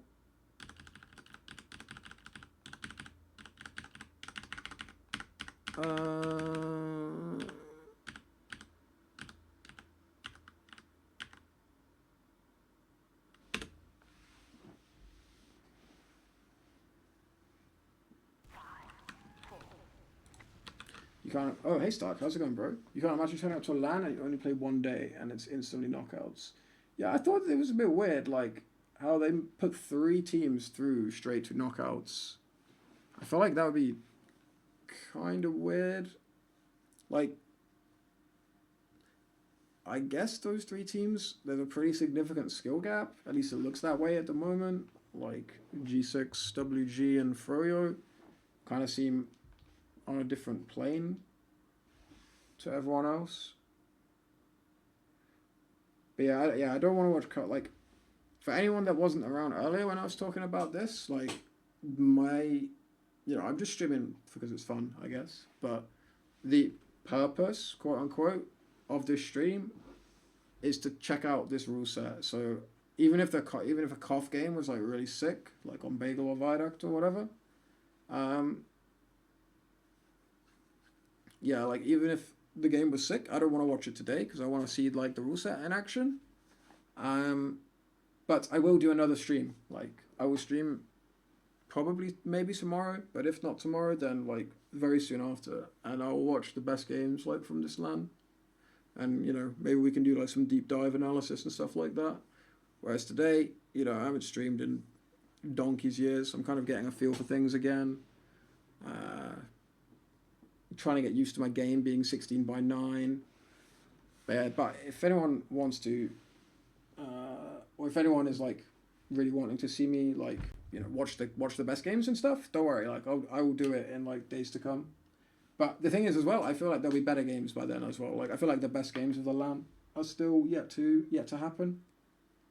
Don't mind me. I have very bad grip strength and I have to do things with my mouth. Please don't make jokes, it will very much offend me. Ford versus H&J on Sunshine had multiple round resets.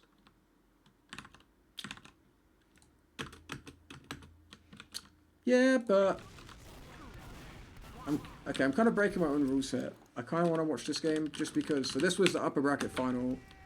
I kind of want to watch this game just because it has some really nice moments as well. Like as well as just being like as well as having the rule set stuff. There's some like absolutely fat play in this game.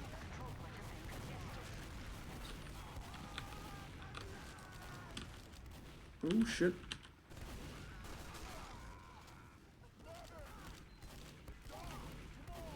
I did feel like G6 soldiers felt so idle in this, on these mids. So this is, to anyone, because I didn't actually say, this is G6 versus Froyo, upper bracket final, happened yesterday. This is map 2 of it. But yeah, something that I've noticed as well, like, or at least I was speaking to Sil the other day, and he was like, and since speaking to Sil, I've watched some ECF 12 games. And I see a lot of teams doing like double fast soldier rollouts now. Like in 7 we had a strat where we would do that, but it was like quite a particular strat. But now I just see like soldier combos just kind of doing that of their own like will, just for the sake of it. And in this game, G6 are doing this. Like Froyo aren't really doing this in this game. And on all of these mids, it just feels like Froyo soldier aggression is just way too strong for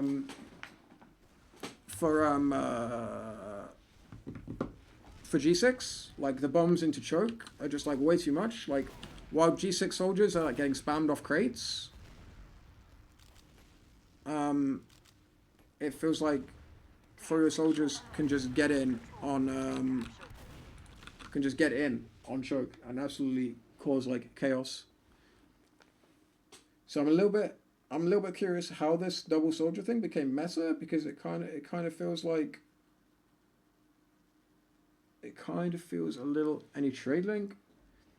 Yeah, like for any signing related stuff, like I will for subs, like I'll 100% do it.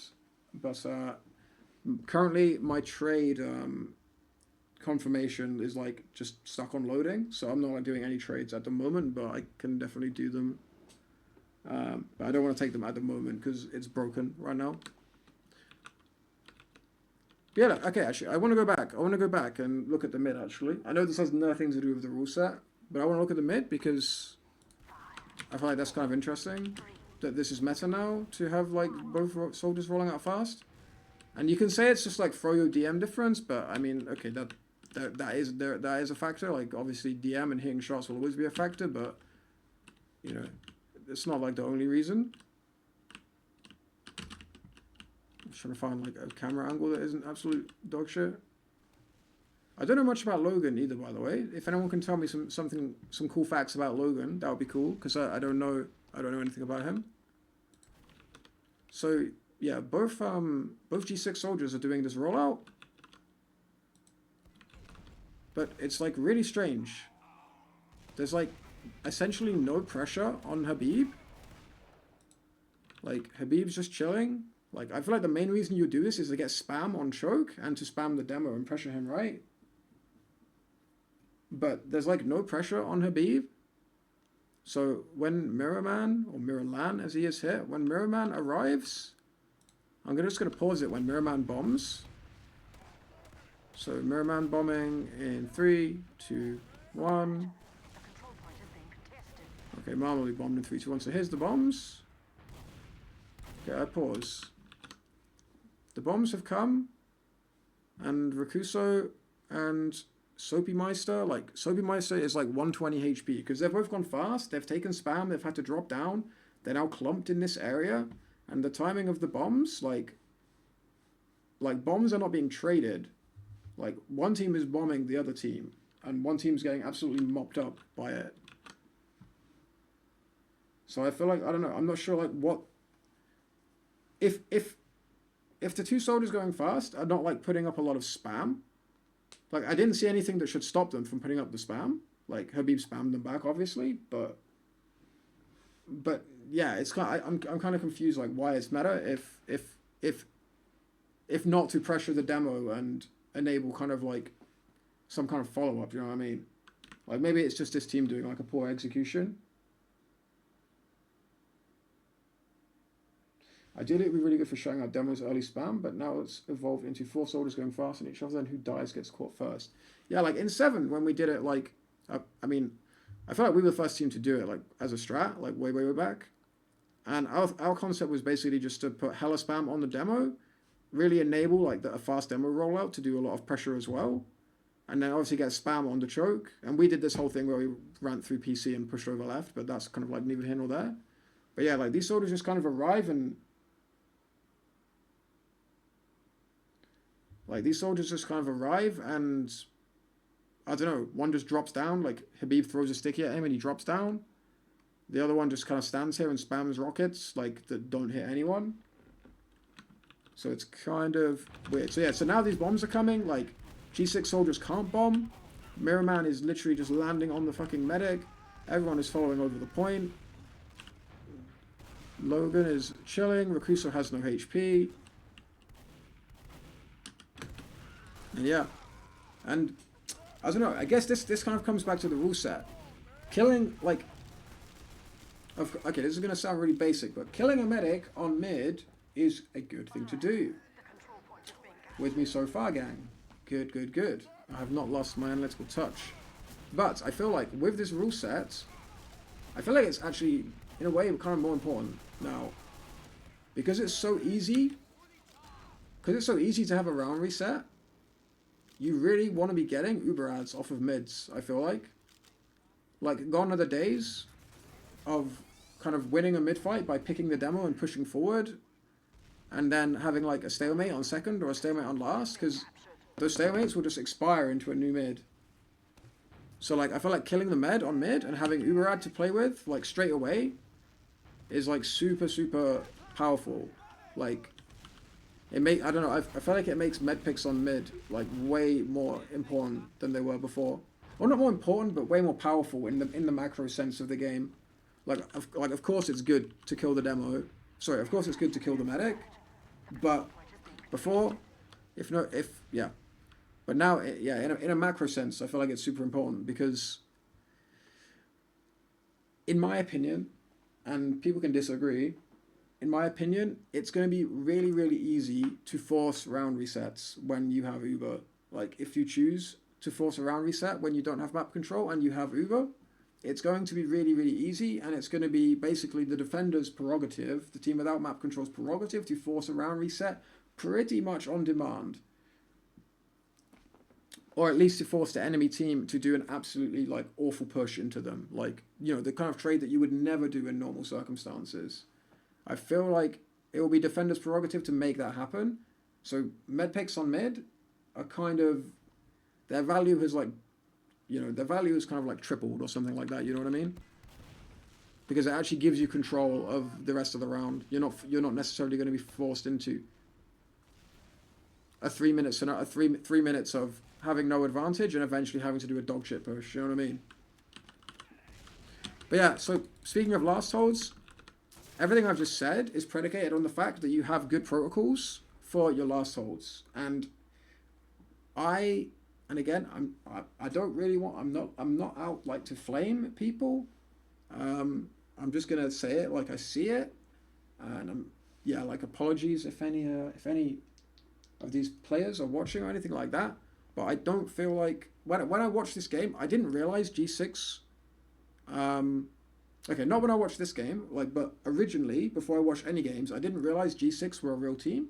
I assumed they were a pug because their protocols for holding last for a team with as good players as they have. Like, I have immense respect for like bot mode, and okay, I'm not as familiar with some of these other players, but after doing some research and seeing like how well they've placed and some of the like scores they've had, like yeah, they're obviously a good team, but their last hold protocols just seem really really poor to me. Like bot mode is NG now, but I'm gonna go to his like POV.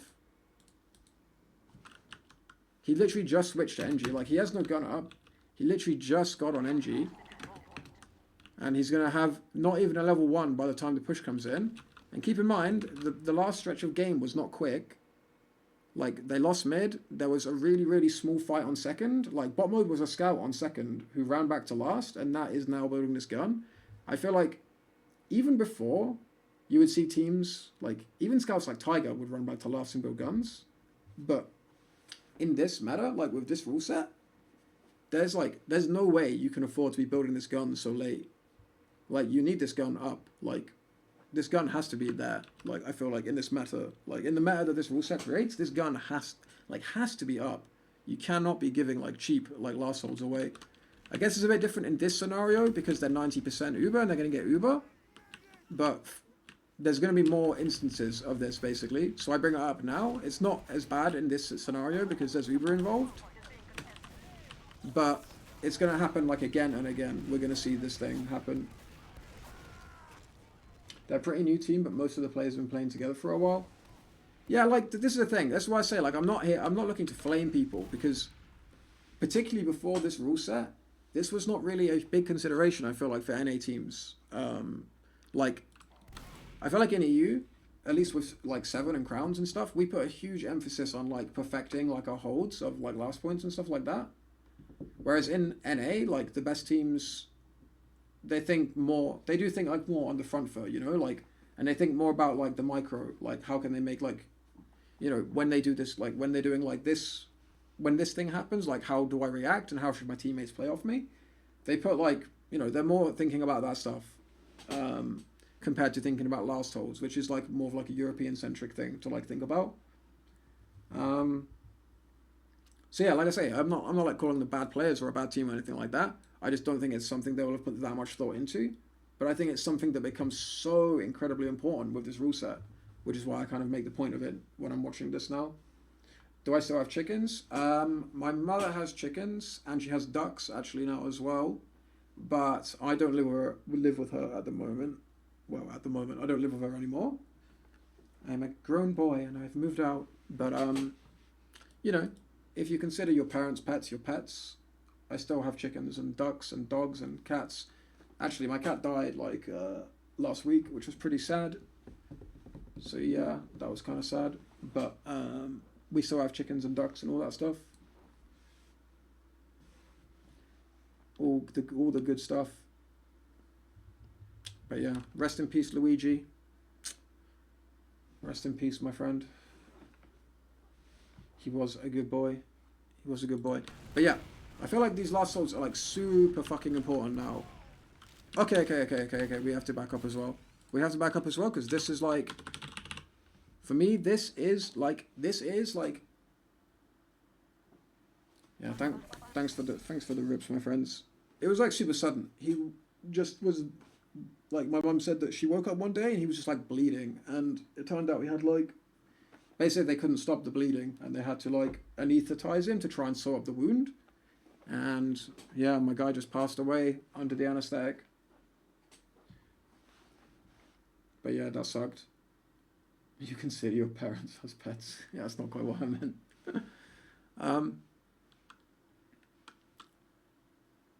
Every time I see the way demos work in this game, I die a bit inside. I feel the same, Gunsing, but I also have been in Valorant for the past like 2 years where there is no demo system, so I can at least be thankful that we have fucking demos like at all, you know? But yeah, Luigi's brother Mario lives on. Mario lives on, but Luigi has passed from this world. But yeah, just having demos is like, I feel like I'm a privileged human being again. Like, not having to fucking frame by frame skip through VODs trying to see like out of the corner of your eye what happened in a certain scenario. Okay, but yeah, going back to my point about how integral last and the mechanics and the macro around last works in this rule set, this shit right here, what we're about to witness, is criminal. So, Froyo failed to push to last. Like, they thought they had an ad. They did have an ad, but it wasn't a big ad, so G6 managed to kite long enough to get their own Uber right. So now they have 2 picks, and they want to push off last with these 2 picks. Okay, I don't have no complaints there, right? Like, you have a demo pick and a soldier pick. So realistically, pushing off last is, you know, it's the right thing to do. The risk reward is skewed slightly by the rule set because, you know, you always have this option of chilling for 2 minutes, but obviously that comes with risks of its own. But yeah, no problem with the idea to push off last. But when you consider the risk reward, now, how do I want to phrase this? For some reason, I'm really struggling to find the phrasing. I feel like when you're pushing off last, with like, in this scenario with like 2 picks, it should be like, you come to the chokes, and you kind of see what ground can you get for free, and you kind of slow push it, you know? And if something goes tits up, like you lose a pick or whatever, super easy to back out, and then you're super vibing, like on last with 6 or with 5, and you're 2 minutes away from a new mid fight, right? So I feel like really, really brass, like ballsy pushes off of last are so unnecessary. Don't get me wrong, this push is completely justified with the advantage they have. But look at the way they do this push. Cap just runs out, like no information, just runs out. No one is covering 1. Like, bomb mode is going to come from 1, but he's just like spawned or swapped off class or whatever. So no one covers 1, so Mirror Man is just vibing, like down here. So Cap is just literally just hard fed. The entire team is coming rollout, basically, which is literally the worst door in the game. Okay, not in the game, but it's an absolutely awful door. I feel like 1 is super key, pushing off last. Oh, I've put 2 exclamation marks in. I don't think the game's going to like that. Like, we'll put it onto Banipov. Like, as soon as this Caps pick comes in, Banny's going to push into lobby. Like, not yet. So, this push happens. Oh, wait, is it Banny? Maybe it's Jay. Okay, no, sorry. Jay pushes into lobby as a reaction to the push and just isolates a demo. Like, I feel like you push off of last. I don't know, maybe this is like some old-fashioned thinking of TF2, and maybe like rollout's considered good. But I feel like you kind of need 1 and lobby kind of covered if you're pushing off last. Like, you need something pretty tightly like getting info or control of 1, and like bodies in lobby. Like, this demo cannot, like, let's just play it out. This demo cannot like spam and be safe from here at the same time, right? Maybe he's expecting that his team sees this, but just the way they push, like, there's no way of seeing it. Like, so they're going to lose a round now, right? Like, they've just given a round to Froyo, despite the fact that they're 2 minutes away from a round reset. Don't get me wrong. Like I said, pushing off last, completely fine, completely understandable. But if you're not doing it in a productive, like, and in a way that is conducive to the associated risks, it seems like it's such a big mistake compared to what it would be not in this rule set. Because you can so easily not push off last and be in a good situation in the game in 2 minutes time. So I found this particular sequence of play to be really, really strange.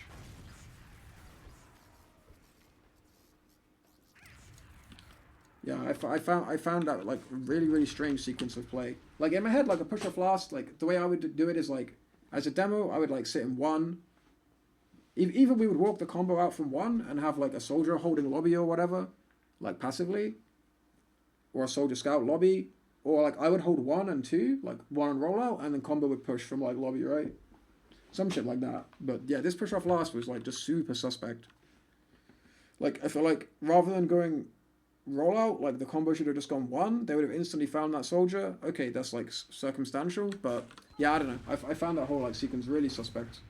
Was Granary played yesterday? Yep, for 8 minutes Granary was played, and it was a 5-0 stomp. I'm just going to take a sec to check a few things. Rollout is trash, no vision, too many spam angles. Yeah, like I feel like rollout is garbage. So I feel like if you don't have a good concept of how to push off last, like it's literally just not worth doing. Like of course like you should have a way, you should be able to push off last, but it just seems so much worse failing a push off last in this rule set than it would normally. Do you know what I mean? Playing fast is fun to watch from a spectacle, but it's somewhat bittersweet when you realise some decisions are just made because of constant time pressure. Yeah, I can get on board with that. Yeah, like Eskimo. I genuinely like... I don't like stalemates necessarily, but what makes TF2 like a great game for me is not just like the mechanics of like DMing. Like, don't get me wrong, like air shots, like rocket jumping, sticky jumping, all of the movement, surfing, all of the shit is great, and I love the DM like factor of TF2. Like for the first several years of playing the game, I didn't give a shit about like anything to do with how you should play. I just wanted to jump around and shoot things like a monkey, you know? But I really, really like the more nuanced components of like the strategic element. Like, yeah, so I don't really mind stalemates as a general thing. But yeah. But having said that, I also like the new strategic components that this rule set seems to bring to the game, or could bring to the game if teams were to optimize their play.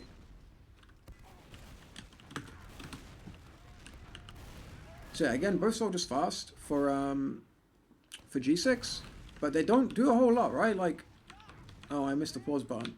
Like Habib is still like 150 HP. Like both soldiers have done their bombs. Rakuso is down to 16. Soapy is okay. He's 200, but like what is he gonna do by himself? Meanwhile, like Marmalu and Miraman are now committing together, like with committed bombs, and I assume they're just gonna crush them. Like they're just gonna absolutely crush them. Okay, they crush and choke. Some frags are traded, but medic survives. And again, like in this rule set, medic surviving versus a medic that dies on mid is such, like, the reward for killing a med and keeping your med alive on mid is like so big in this rule set now. So I think that's pretty crazy. But yeah, so I'm not really fully appreciating this this double soldier fast to mid meta. Like, maybe is Habib just okay? Habib is obviously insane, right? But is this just a Habib thing? Like, are these soldiers just afraid to contest Habib the same way they would a normal demo? But yeah, like I feel like these soldiers, if they're going double fast, they have to like really commit to putting pressure on the choke, because they're doing absolutely nothing at the moment, and it's okay. Miraman and Marmalu are doing like pretty nice bombs, and they're finding success with their bombs that they would probably find anyway. But there's absolutely nothing like being traded by G6. Like they're doing nothing like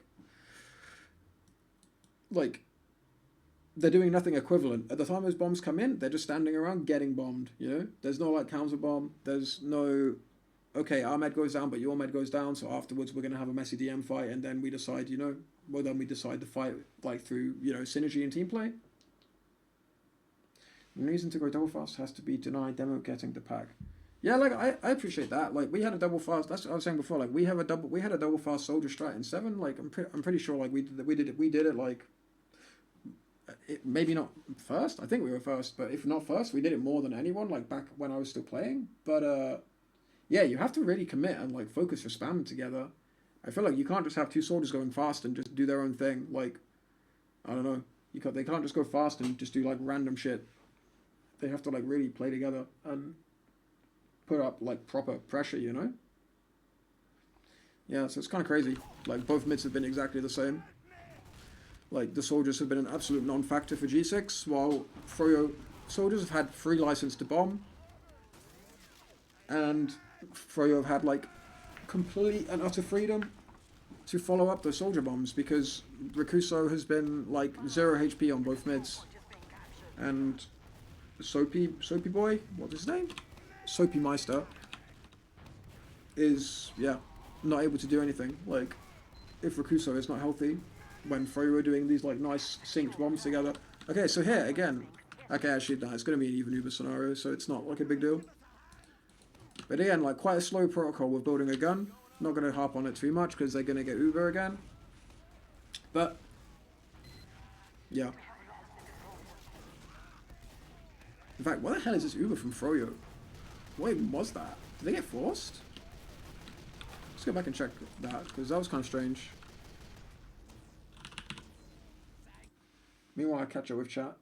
This is a good part about TF2 demo system. I can always check chat, you know? It's pretty good. It's pretty good. What if the timer was reduced to 3 minutes only when one of the teams has captured 4 points? I mean, there's a lot of mid to second stalemates, like, as well. Last stalemates are a lot worse because you have like NGs and heavies coming out, but there's quite a lot of mid to second stalemates. Like, my personal opinion is like, to be honest, my personal opinion is mixed. I don't mind it at all because, like I said, I don't mind the gameplay that it produces, and I think there's a lot of defensive strategic options, so I don't think it even necessarily unbalances the game in terms of like defensive versus offensive play. I think just the way you have to implement it is different. But I think to achieve the aims that the rule set intends to achieve long term, when people adapt and understand like what elements are open to abuse in this rule set, I do think they would have to consider extending the round timer to like 4 or 5 minutes. I think 3 minutes is just too low to make like last cell way too tempting, in my opinion. Okay, so what the hell was this Uber from Froyo? Oh, also, while I got you guys in chat to give me the info that I do not have and cannot get for myself, who is May? I'm not familiar with this medic. Kind of everyone else on Froyo, even if I wasn't like super aware of them before, or didn't see them play like on top teams before. Like, I obviously know who Marmaloo is, and like I've heard of Mirrorman and stuff, but I guess medics kind of go under the radar. What's the consensus on May? Like, compared to May's predecessors?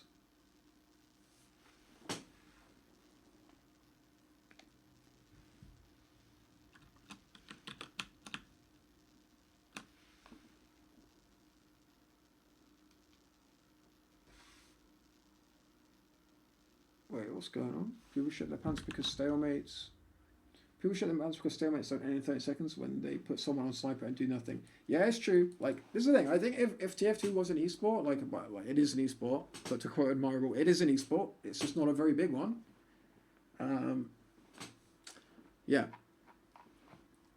If TF2 was a bigger esport, I don't think stalemates would be anywhere near as big of a problem because people would have actual plan. Well, I mean, maybe it works both ways and people would be play more safe and sweaty. But I think people would put a lot more thought into like strats and stuff like that. But then again, if TF2 was a bigger esport, we could actually get Valve to change a few parts of the fucking game, you know, and then we wouldn't have some of these problems. You know, you could just buff pushing in a certain way. And I can't play the demo for what the hell's going on. Okay. May's probably second best in med in NA right now. And Marvel, are you impressed that I remembered your quote from the Ready Up documentary? May was on the faint teams with Slemish and Sandblast, never got higher than third. But like, what's like the consensus? Like, is May just like okay, we need a med who's like the next best med in Invite since our last medic left, or is it like, you know, May is the next Ninja Nick or something, you know? Ninja Nick best medic, fuck that top 100 list. Ninja Nick forever, bros. No, I'm joking, but Ninja Nick is good. Manny is obsessed with May. Lol Guy is the best man in the game at the moment. He doesn't count. Howard and Lol Guy better than May. Okay, so thanks, Jimmy. I appreciate that, mate. I actually admire. I was actually watching a lot of your stuff recently because I was going through some archived stuff for some projects that I'm working on. But yeah, that was one of many things that I was watching that I came across. So yeah, okay, we'll go Maypov, since I just talked about May. And since there's an absolute train wreck of an Uber going to happen, we'll see what the hell happened. Okay, so Habib got juggled. I'm guessing they, based on how they're entering this push, they think they have oh, okay, so Soapy jumps into rollout and they target him. He gets a kill. I don't really think that's a good play by Soapy. Like really old school meta of Process last push would be Uber in, kill the gun, and then wait for someone to try and make a stupid flank play and kill them and then push. But I think Froyo must have completely mistimed the Ubers or something here because it made no sense what they did. So I'm guessing this was just an Uber mistiming. Mechanically very strong, good mental game, but does have a particular playstyle. Sum up Logos playstyle for me.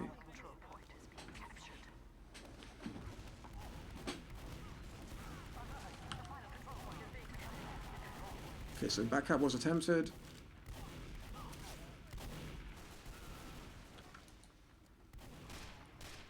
Wait. Oh right, the spy tried to back up. Damn, Cap's doing it. The spy is just like pea shooting away still. Oh god.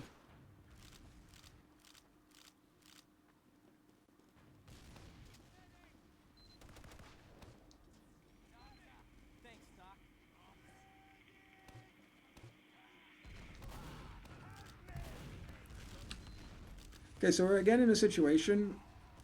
Okay, oh shit, I remember this. Okay, so this situation is egregious. So we're again in a situation, like, enemy team has a spy, you have no Uberad, and again, it's 2 minutes, not even 3 minutes this time, because of how long it took everyone to spawn and get to their positions. Like, second was capped, and then a fight happened, and then everyone respawned, right? So we're already almost a minute into that, like, we're already done 1/3 of the way to a round reset. Granted, G6 are getting absolutely slapped on mids, so I don't know why. I guess they probably maybe don't even want mid fights because they're getting slapped right now, but they surely have like more adaptations and plans for mid in mind, right? But they know this spy is here. Like Cap just had a 1v1 with this spy like not 5 seconds ago, right? Bomber just dies somehow.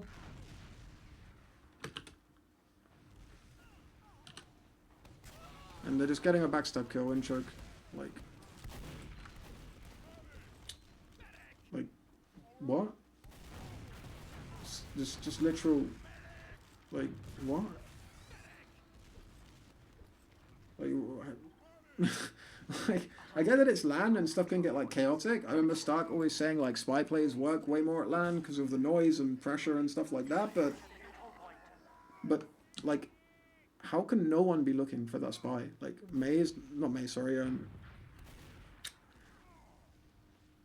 Babog? Wait, who's Babog? There's another question. I actually don't know. I just realized that I haven't got a clue who the medic of... Wait, he's on my friends list. Hang on a sec. Oh, Babog is skis. Oh, right, yeah, of course it is. Okay. Yeah. Okay, yeah. No. Temporary brain lapse. I've like had to absorb all of my knowledge of the TF2 scene like in the past like day, you know? I knew that Skis was medic of this team. It just kind of escaped me for a second because I feel like I've re-entered the world of TF2 a bit and yeah, you know, there's a lot to take in. A lot's changed, there's a lot to take in. Okay, so okay. So this is a really good example. This is, in my opinion, a really good example of This is a really good example of G6 having really, not really bad, but quite bad protocols for off-classing on last. And this typifies NA a lot, in my opinion, and it's one of the reasons, and I don't know if I said this explicitly on the stream earlier, but something I wholeheartedly expect to happen with this LAN, regardless of whether people like the rule set or not, I don't think people are going to appreciate the extent to which you can manipulate the tempo of the game using the reset mechanic, because NA by default, the only team so far that I've seen that has, in my opinion, good last holds, granted I haven't watched Witness on 5CP that much, I've only really watched Witness on Koth so far, the only team I've seen that has good last holds and good off-classing protocols for last is Froyo. And Froyo don't have to do that many last holds. So I feel like I feel like we're maybe gonna not get a full representation of just how much of an impact good last holds will make in this rule set from this LAN. And again, I'm not trying to like flame. Obviously, NA has sick players and sick teams, but it's just where the different playstyles and continents put their focus. Like EU traditionally, I say this, but I watched an EU game the other day with some of the absolute fucking worst, like a Prem game, like with some of the absolute worst last holds I've ever seen. I don't remember what game it was. It was just a random ETF12 stream on TFTV. But traditionally, I feel like EU like puts more thought into that, where NA's putting their thought into like other things. You know what I mean? You're actively playing, you have no idea who Caps is? Yeah, I actually don't know who Caps or who Cap is. But he seems pretty solid from what I've seen. But yeah, like, no, I called them out. Like, I'll say it. Like, I haven't seen a single team that knows how to hold last apart from Froyo so far this LAN. Like, in Disad. Like, in stalemates, maybe, but there's not really stalemates. But, like, in even Uber situations, like, teams have done okay. But, like, with Disad, it's, like, crazy. So, like, let's watch this play out, right? Let me find a POV. Okay, so bot mode is going to get this... I think he's going to get this gun up in time. I actually want to go... This is going to seem really pedantic, but I actually want to go back a little bit further. I want to see, like... So I want to, like, discuss, like, the whole thing as, like, a holistic system, right? Because, yeah, you'll see why. Okay, so... Bot mode is dead. I guess he's just going to build the gun as soon as he spawns.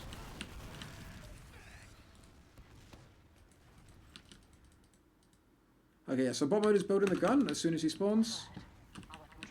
But there's two problems here, or there's two components, in my opinion, of a processed disad last hold that are completely missing. The gun is good, like, bot mode is, yeah, like, obviously building a sentry gun is a good thing to do. But I feel like if you watch pretty much any other team, or not any other team, but if you watch Froyo, how Froyo hold last, or if you watch, like, top EU teams over the last, like, 3 years, and probably other NA teams that I just haven't seen play, you ain't going to see them play with just an NG versus a full Uber ad. Because this gun is just going to get swallowed in 1 second, and then Froyo are going to have the entire Uber to do whatever the hell they want. That's if they even pop in. Like,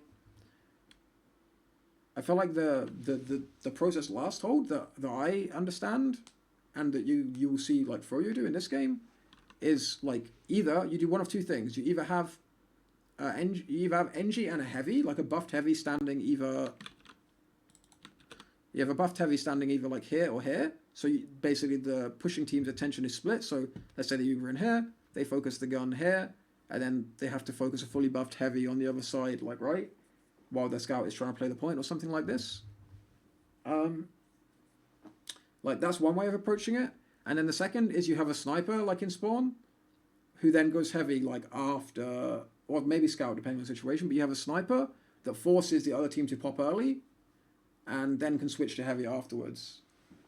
And then you have a third way that's slightly less popular, but it also is a thing, where you have a pyro defending the gun, who spawn cycles after that, and it just enables the gun to stay up longer. Like Adiski did this at I-63, and I think Froyo actually do this in this game as well. I might be misremembering that part. But that's roughly my understanding of like what goes in, or in terms of off-classing protocols, like that's kind of what I anticipate, or what I expect to see from top teams holding last with disad. Let alone like that, and that's before we factor in this this rule set, where there really is like because the traditional argument was always like, okay, heavy NG is good for holding last, but it's really bad for getting a swift push off of last once you've held, if you manage to hold. But I feel like that argument just goes out the window with this rule set. Like you really aren't that incentivized to do like a swift push off of last if you hold it. Like if you can, then great, you know, go for it. But if not, you're just 1.5 to 2 minutes of stalemating away from a mid reset, or like obviously the enemy team's going to do like a really dubious push into you.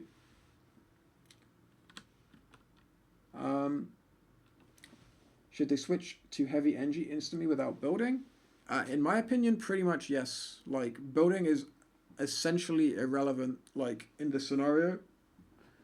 I actually did see one demo man running the half Zatoichi, however you say this word. So one option is to have your demo man run the sword that hurts you. But yeah, I feel like building is effectively irrelevant here. Because I don't know, I feel like you're just odds on to lose the round if you don't have like double tank. If you don't have double tank or like a sniper to make them pop early, you're just going to lose the round. It doesn't matter what percent Uber you have. Like, if you're on like 60-70%, like I said, like in the other pushes where they were on like 70% and it was just bot mode NG and cap building, that's not so bad because you actually stand a chance of getting Uber in time for the fight. But you have no this Uber. You're not getting this Uber for this fight. Like, this Uber is only relevant if you win the fight. So you have to put all of your focus on winning the fight. And yeah, I feel like realistically you're just at you have much worse odds of holding if you don't have better off-class protocols than this.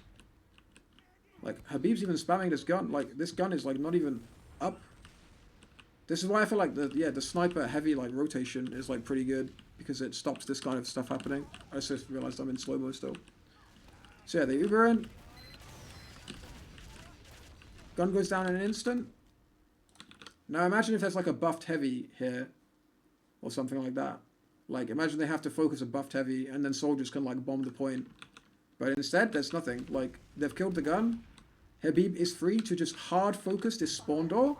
Like, if there's a heavy here, he can't focus the spawn door, right? He has to focus the heavy. He has no choice but to focus the heavy. But because there's no heavy, he has to focus the spawn door. Or rather, he's free to focus the spawn door. So Logan is locked out of this fight completely, which means Banny can play the point, get so much cap time, bait the soldiers. Like, the collapse after that is just so free. Like, there's no demo, like, actively redeploying his ammo on the point. And this fight is just so easy to win. And the medic is on 60%, despite having a scout building. This fight is just an easy win. Only now is Logan even able to participate in the fight. And none of that becomes a problem if you have a heavy. And there's a whole bunch of different scenarios, like, where, like, the fight can go differently and a heavy helps in different ways. So this is just one example. But yeah, this is just like one example.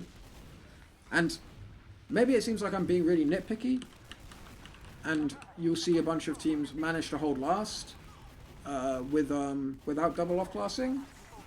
But in my experience, it's way more efficient, and in this rule set, like, I just cannot state enough how important having good last holds is in this rule set. I think it's just so goddamn important. I think it's so important. Hey Pappy, how's it going, bro? Yeah, sorry, I might be missing out some stuff in chat. Quite rusty when it comes to when it comes to multitasking. So yeah, let's go mid. I'm gonna watch Habib on this mid because so far the story of these mids has been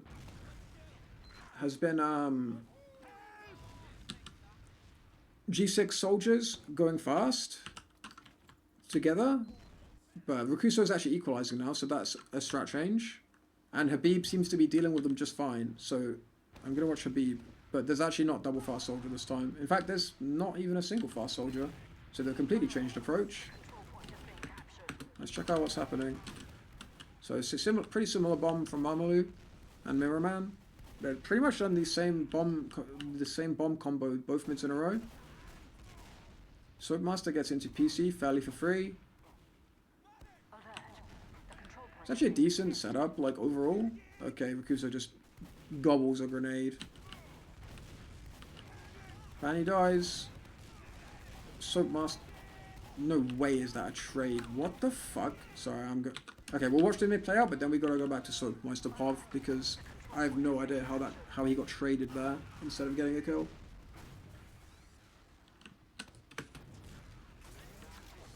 Do I know Galera TF?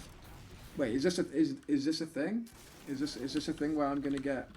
Is this a thing where I'm gonna get like Galera these nuts or something?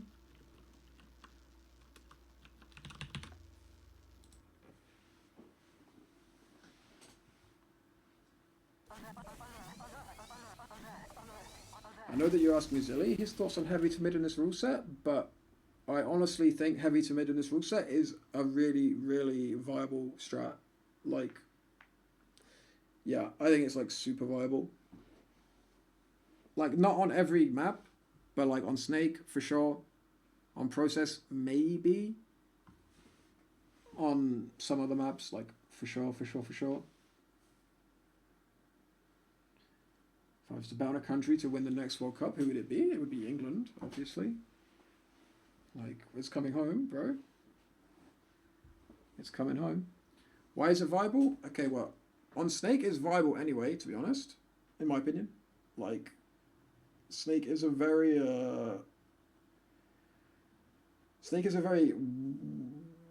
loose mid. Like, there isn't really specific areas like to control or to take, or areas you want to take control of. Like, if you push on the point, you're standing underneath a bunch of high ground. So really the only thing you, like, the main priority on Snake, I guess, is just controlling like the log above the point. And by taking a heavy, you basically completely free up your soldiers to just spam top while your heavy and demo focus the point. And by having the heavy, you basically can never wipe. Like, we used it at I-65, and the idea was basically, okay, first of all, it's a heavy, and it's something different to throw at the opponents, and it can throw the people off. But the second thing is, if two soldiers bomb you, like, normally, if two soldiers bomb you, either you put out enough damage and frags of your own that you trade kills, and the better bombs and team wins in the end. But if you have a heavy, and basically we were not doing that very well, so we opted to run heavy. But when you have a heavy, the soldiers can't bomb you. Like, well, they can try, but it's going to be like really bad times for them if your demo is denying the point properly. So it basically means you can never wipe. And for all the reasons I've mentioned before about how this rule set impacts the macro dynamics, not wiping, like keeping your med alive and having a tank class is pretty damn useful. Like, in terms of controlling, being in control from a position of lacking map control, if that makes sense. And if you have like 10 mids and you run heavy, it's perfectly plausible that at some point the enemy team will make a mistake. Like, even if you can't do anything productive with the heavy other than deny the enemy team, at some point you're going to get that heavy onto the point with 450 HP. And at that point, like, if heavy gets on point with 450, your soldiers and scouts controlling top, your demo walking over the point, at some point you're going to get that scenario and you're going to win a mid, and then you're going to be in like a really strong position. So like, I'm not saying it's like the best strat, but taking into account how powerful not wiping on mid and having tank classes to force round resets is on this game mode, I think it's super viable. But yeah, what was I saying? I'm just all over the shop, mate. Oh yeah, I want to watch fucking Soapmeister and see what the hell, how does he not kill this soldier? So he gets in PC, like, this is, I like this adaptation, like, for him to go PC, while his team, like, tries to focus down Furrier soldiers, because Furrier soldiers have been fucking, like, absolutely destroying them so far. But he's taking a lot of attention, like, he essentially kills Banny, or significantly contributes to killing Banny. He's clearly cooled, you know, there's no way the soldiers know about him, but Mirrorman doesn't seem to know about him. He just fucking puts it through his legs. But this kill should never have been a trade. This should never have been a trade. That was like a free kill every day of the week. That's so unfortunate, man. That's so unfortunate. But to be honest, I can't blame him too much, because I would not expect a weak soldier to randomly come and challenge me either. Like Mirrorman clearly didn't get the call, or didn't hear the call that Soapy was in fucking PC. He just like shows up, like, just shows up out of nowhere, walking into him backwards. You were nervous. Oh, hey man, is that you? But yeah, no, I don't think it's like, I don't think it's like that bad. Like, it's obviously not the expected outcome, but I'm really, yeah, it's just the way he like walked backwards into you. It's like, I can imagine it being pretty surprising.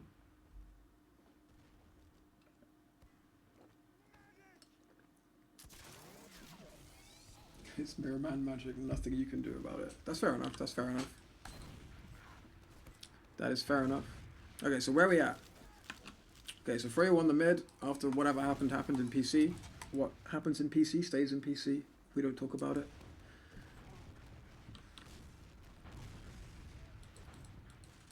Wait. What mode is sniping? Okay, so again, massive Uber disad. This time they have a sniper. What is he doing? Oh, he wants to go for a peek. Okay. So this time Cap built the gun, and they have a sniper. So this is actually slightly better. Like, oh wait, no, he's back on scout. Like, he literally changes back to scout. The enemy team's about to push, he changes to scout. Like, NA players are free to disagree with me. Maybe the game, like, moved on in the 2 years that I've not really been paying attention, but I'm pretty sure that I'm right when it comes to double off class on lasts. And I'm pretty sure I'm right about how important last holds are in this rule set. So the fact that bot mode actively like changed off, and he's clearly not opposed to off classing, right? He was the NG for every push so far.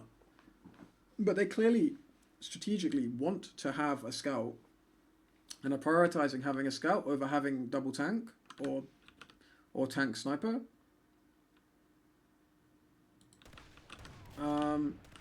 But it's going to hurt them so badly now. It's going to hurt them so badly. Like, let's watch this push come in. Like, free. No, like, again, like, remember what I said before about the last Uber, and I said if there'd been a heavy standing here. Like, imagine there's a fully buffed heavy here, and people spamming, like, the door. Like, they can't walk in for free. Or imagine if there's a sniper, you know? If they see a sniper, they pop through. Like, there's no way that you risk it. Like, it's not worth it at all when you have full ad. But they managed to walk in so far for free. So far for free. To be fair, May is doing a pretty good job of milking. Like, it's quite ballsy. But this is such like a free entry. Like, gun is dead. Gun is dead with 70% of the Uber left. Like, this is an outrageous amount of space to take with an Uber onto process last. Like, this should never be allowed to happen.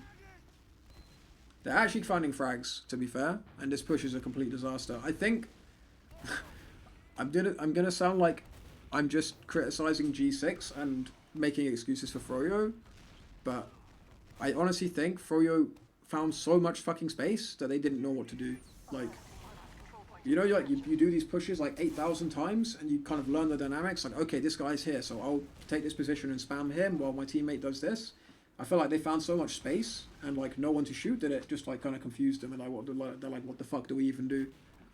But yeah, that was pretty heads up play by G6. I didn't see exactly what they did, but they reacted pretty well to the fact that they were in the most dire of scenarios. Also, nice pipes. But yeah, I guess the G6 boys pushed into lobby, found those frags, and yeah, Froyo didn't do anything. Froyo couldn't do anything with it. So maybe my theory is completely wrong, and scout against full Uberad is the way to go. Damn, Skis is a beast. But like that was like it was like a good heads up play, but I think Froyo really badly misplayed that.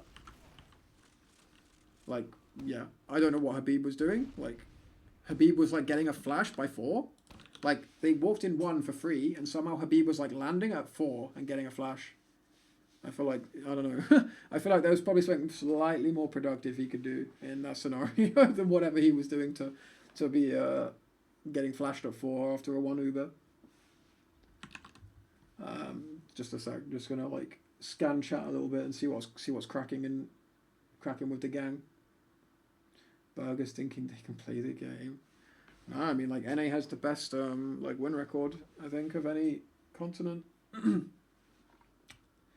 But I do think that like in general, and it's not like 100%, but I do think in general it's way more like established like meta to put like a lot more thought into like last holds, and more thought in like in EU, and then more thought into like fights and like micro team play as in NA.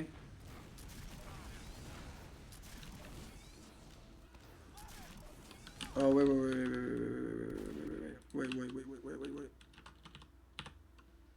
We have to go JCam for a little bit. Lands without international competition are Mickey Mouse. Yeah, like, actually, I have a question. Does anyone know, like, was there any option for EU teams to attend this LAN. I remember when it got announced. Hang on a sec, my throat's a bit hoarse.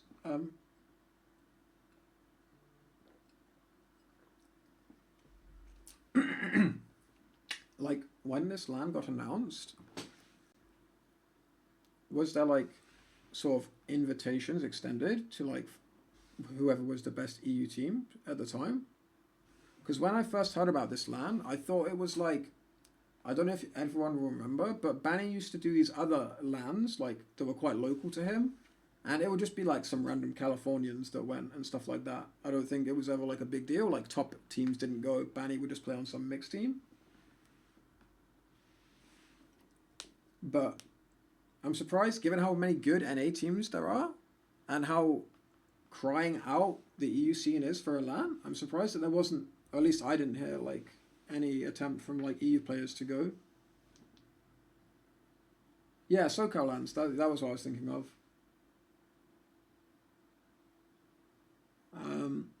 Yeah, I thought it was going to be like that at first. I didn't realize it was going to have like the best 3 like teams in NA, like, and have like, okay, the prize pool is not that massive, at least unless it gets like donated and padded up, and there's obviously no international teams, but as far as like an NA LAN goes, it's pretty decent, right? Like, I wasn't expecting that like originally. And yeah, Yak, this is Robinson Summer Fruits, the absolute best thing in the world. Why is my volume doing that? Did my ears just pop? What the hell's going on?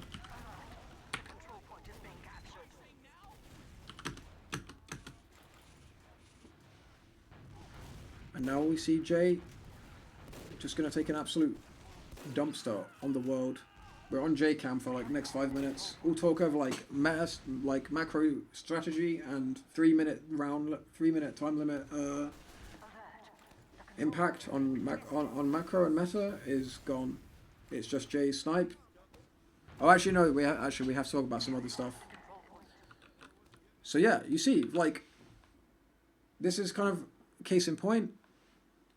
Like, everyone thinks of Froyo as, okay, Froyo are really good because they have Habib, who's really sick at putting out damage. They have great soldier bombs. They have great like scouts, like Banny, like dictating the play from scout. And really good like pushes, like aggressive play, like fast reactions and stuff. But Froyo on last, and Froyo have 3 off classes. Like, do you know what I mean? Like, I don't see any NA teams. Which is really weird because I don't see any NA teams doing this. But Froyo seem to have, like, at least in my opinion, they seem to have the right, or at least a coherent concept of last holds, which is you need multiple off classes to have the best odds of holding last with disad. So they don't take heavy, which is fair enough. Personally, I think heavy is like heavy NG is really good, but Pyro NG is also really good, and Pyro NG Sniper is also very good. So yeah, like, that's why I say I find it really weird that I don't see other NA teams doing this, because it's not even like it's just a Eurocentric thing. Like, Froyo clearly understand this as well.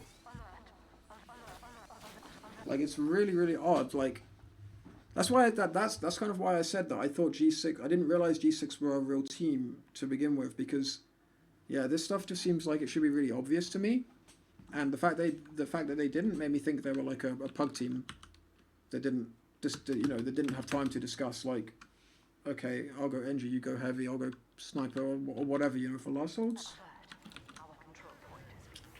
But yeah, Froyo doing a really good concept for this last hold, in my opinion. And it also makes me think that maybe Banny has like thought about how important last holds are going to be in this game mode, like more so than I first thought. That's a really fucking nice shot.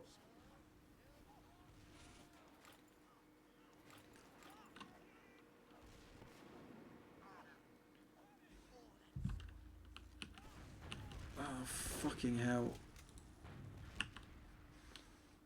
When you cast NA League games, it happens a decent amount, but it depends on the team. Some teams just do NG and that's it.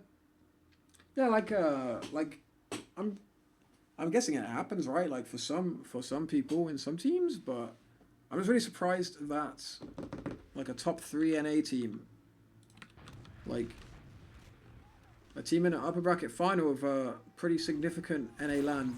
Jesus Christ, man, that is so dirty. That's so fucking dirty. Yeah, I'm just surprised that that G6 don't do it, I guess. G6 is full of zoomers? Dude, Jay's nuts. I don't know, I think like Bombode is a pretty like intelligent guy. Like I don't know the others. I've never met or spoken to the others, but Bombode is like an intelligent guy. Come on, Jay, hit that. Hit that. You gotta hit those. Damn.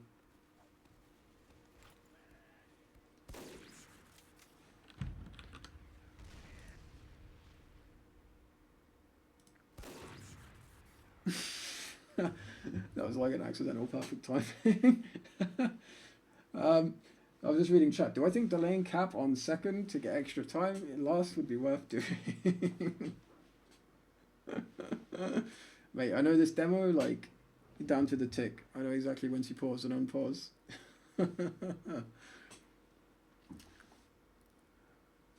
Dude, Jay's kind of fucking nuts. He's kind of nuts. He's kind of nuts though.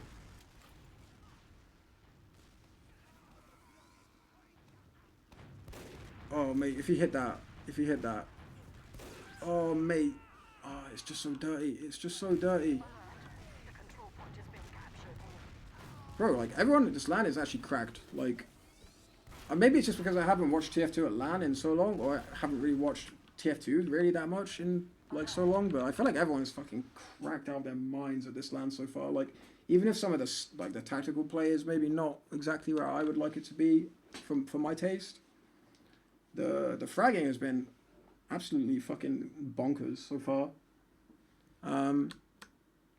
But yeah, Bumfries, to go back to your question, do I think it's worth delaying second? I absolutely do. Like, if you get a really clean mid win, but like medic survives, I totally think it's viable to like, say like go into lobby, do some kind of basic like rudimentary sack play, and then as your sack goes in, you then cap second, and then, okay, your sack either succeeds or fails, but let's say it fails for argument's sake, you're then capping as that guy's dying, and he gets generic respawn time, and you have an extra an extra 20 seconds to you have like it's basically just optimization. Like you have an extra like 20 seconds, extra 30 seconds to play with, like, and to create something, rather than being you have 30 seconds before you're forced into action. But I'm not sure if you could like do it for any more than like that. I think it would be too risky to try and not cap second and do like something more committal than just like a generic sack. Time to make 7 NA and teach them the EU stuff. I'm not sure about that. I'm not sure how the NA players would take to my vision of the game. Only until recently with WG has a team lasted more than 2 seasons in RGL.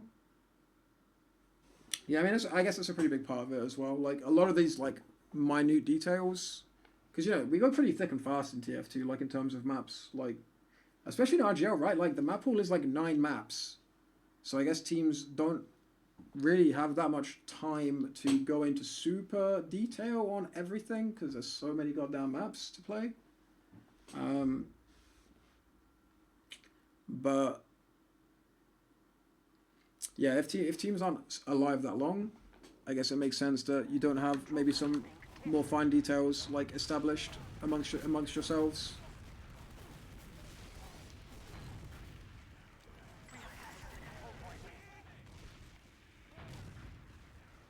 Oh, invite is pick ban? Okay, so you don't necessarily have to play every map. Dude, apparently the third map was Badlands. Like, I don't know, was it of this series or of the lower bracket series, but like one of the best of 3s, the third map was Badlands. I was like so hyped for that to happen, but then it didn't happen, and I was sad. I should see Jay's medic videos. He's nuts. I can't tell if you're joking or if he's actually got some just insane medic frags or medic clips. But in terms of teaching people the stuff that Seven did, I actually have like some motivation to do some YouTube content about some of the, I don't know, some of my like views of the game about how to do certain things. Okay. I'm gonna rewind because we actually have a last push against Froyo's stuff. Because before Jay just shat on everyone as sniper and the push never happened. But now we're actually gonna see.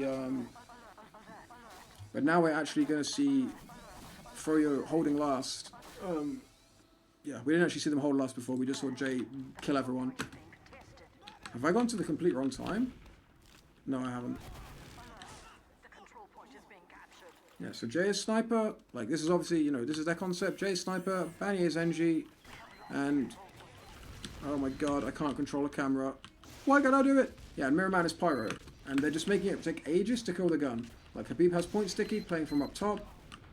Just controlling the point. And this gun takes 4 fucking ever to die. It takes so long to kill that gun because of the pyro. And they have to pop early because of the sniper. Like, this last hold is, like, very strong. It's, like, a very strong concept. Like, we did something very similar at I-63. Like, I remember Radiski used to really like going pyro. I wasn't necessarily always the biggest fan of it, because I also think having 2 soldiers able to bomb the point is, like, really strong. But if you get, like, the right sync with the pyro and deny the gun focus, like, that hard, then it's really, really strong. Like, it's... probably just as strong as having NG heavy.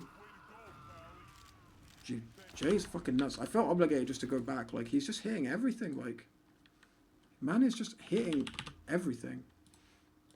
But yeah, that's what I mean. Yeah, Froyo do good. Other NA team bad. Haha. No, they're not bad. But I think this is like an underrated aspect of Froyo. At least it's definitely something that, yeah, I think a lot of people underrate. They don't really think about them being that well drilled in these kind of things, even though they are actually. Let's go Jay. And it does help when your sniper is just fucking insane as well. Oh, he missed. This guy sucks actually.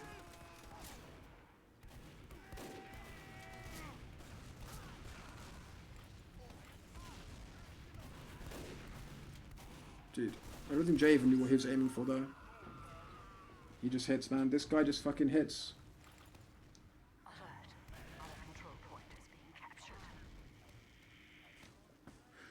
Dude, this is Jay's world. We're just living in it. We are just living in this shit, man.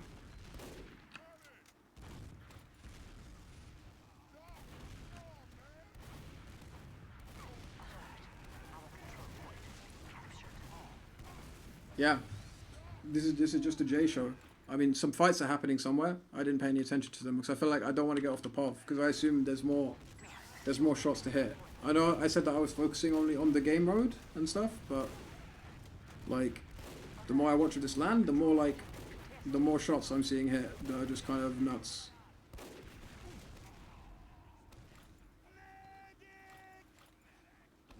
Wait, so May got forced? I'm kind of losing the thread of this game. Jay's blowing my mind. He's blowing my mind. Wait, fastest way to kill the game? What, like having like perma sniper?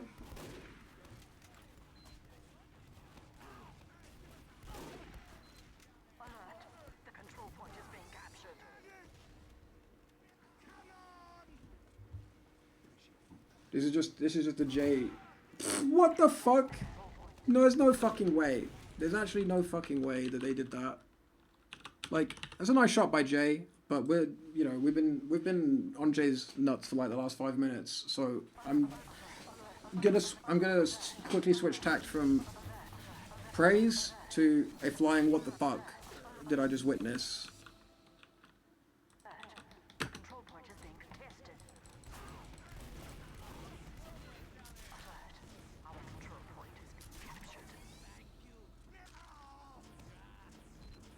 Like, what? Okay, it wasn't actually as bad as it looked. I thought it looked really... I thought, for some reason, it looked to me like the med was, like, here, like, jumping in first. I had no idea why the fuck he would do that, but it didn't look as bad, actually, from the med's path. That was, like, pretty brutal. Yeah, that looked way worse from Jay's path than it actually was. Yeah, no flame, no flame. Skis did nothing wrong. Skis did nothing wrong. But yeah, for some reason from Jay's part, it just looked like the med just like randomly jumped into the sight line, like as if he knew full well there was a sniper there. But it looks way more like, yeah, I don't know, from Skizzy's part you can't even really see. Jay just has the angles, yeah. Totally. Jay literally just has the angs.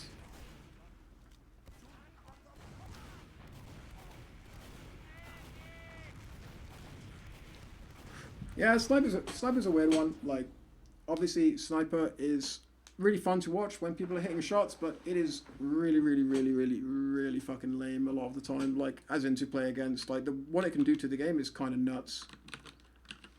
It is kind of really sad, like, what Sniper does to the gameplay. At times. At times, but... whoa, baby boy.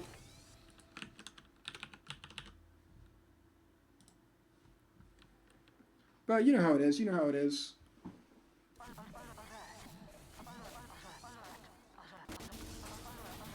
God, I love the TF2 demo system, it's so good. Whew. It's so good. Are we unpaused? Damn, it was pretty good timing. Although, I actually have to be right back. I'll be right back 1 second.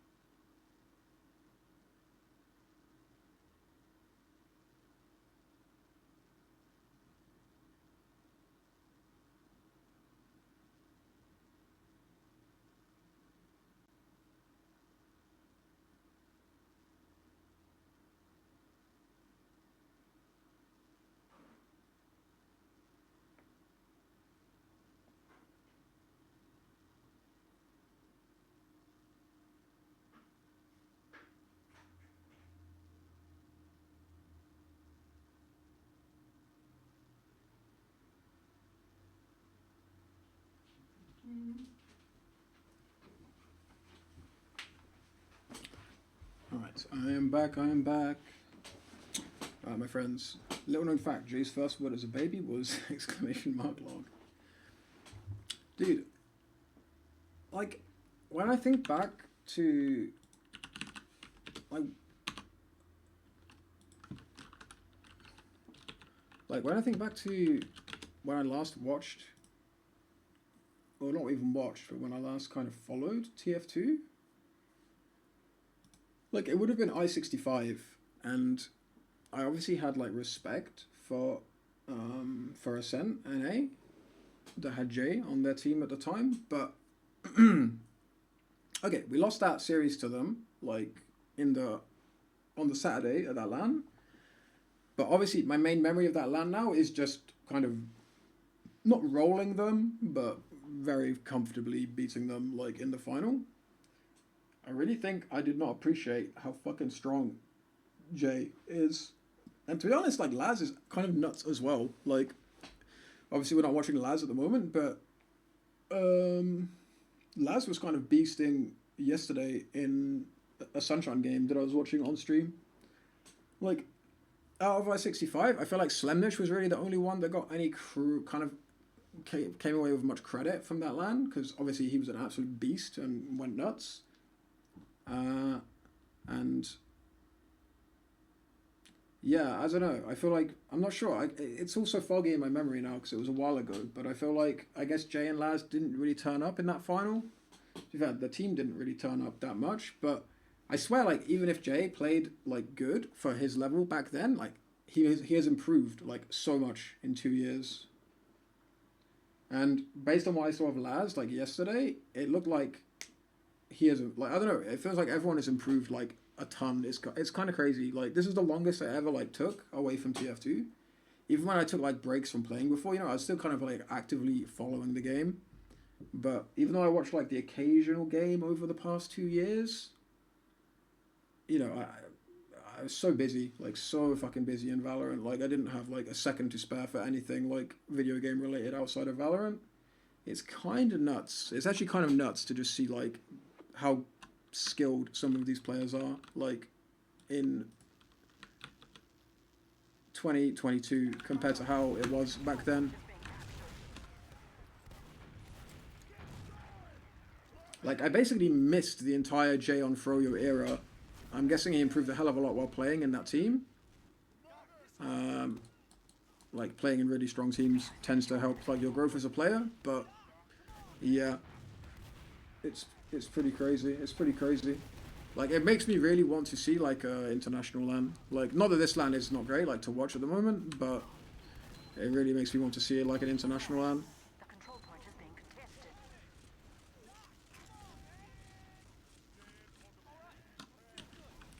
Okay, so last stalemate actually. It's fine. Wait, what's going on? Why is the point being capped? Jay just in? Why was Jay just in? Wait, did he make? No, he didn't. What the? Wait, why did May use? Dude, I don't know anything. I swear, I don't know anything about TF2 anymore. Have you gotten to watch Logan yet? I actually haven't put the cam on Logan in particular this game, but I probably should because I don't know that much about him, and it seems like G6 are a pretty fundamental part of this LAN. But I am going to back the cam up because I have no idea what I just witnessed. Like, Skis randomly popped on last, and then May randomly popped on lobby.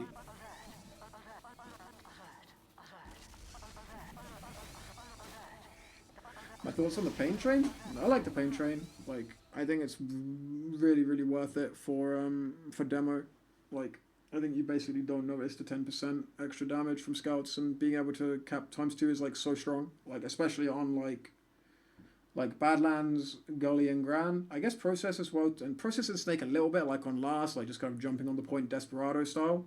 But like on Gran, being able to like cap second as a demo, like while your team pushes, and then jumping up top and following them out top with like momentum is like so strong. And obviously on Badlands and Gully, like sticking off the point and then being able to get on it yourself is like incredibly powerful because of the shape of the point being like a tube. The Market Gardener, dude, I fucking hate the Market Gardener. Like, I don't even mind playing against it that much. I just hate it when I have a soldier on my team that just wants to Market Garden people. I remember when I played with like a D-Ski at I-63, he would just... It was so frustrating because he had a very high success rate with it. So I felt like I can't possibly say don't use this weapon because he would just win us so many mids and shit just by doing stupid plays. But yeah, I'm pretty glad that it's like banned, to be honest. Like, I feel like it's just a retarded, it's just a really stupid weapon in my opinion. But yeah, I was very conflicted about Adiski using it. But he was pretty damn good with it. Like, he was underrated with it. Like, obviously there's like, you know, the classic, like when you think of the classic Market Garden users, at least in EU, like, you know, you got your DD5s, you got your nubbies. You don't really think of Adiski, but Adiski was kind of a beast with that, I'm not gonna lie. I'm guessing there's like NA equivalents. I'm guessing, yeah. I don't really know the NA equivalents of these guys. The Market Garden one tricks.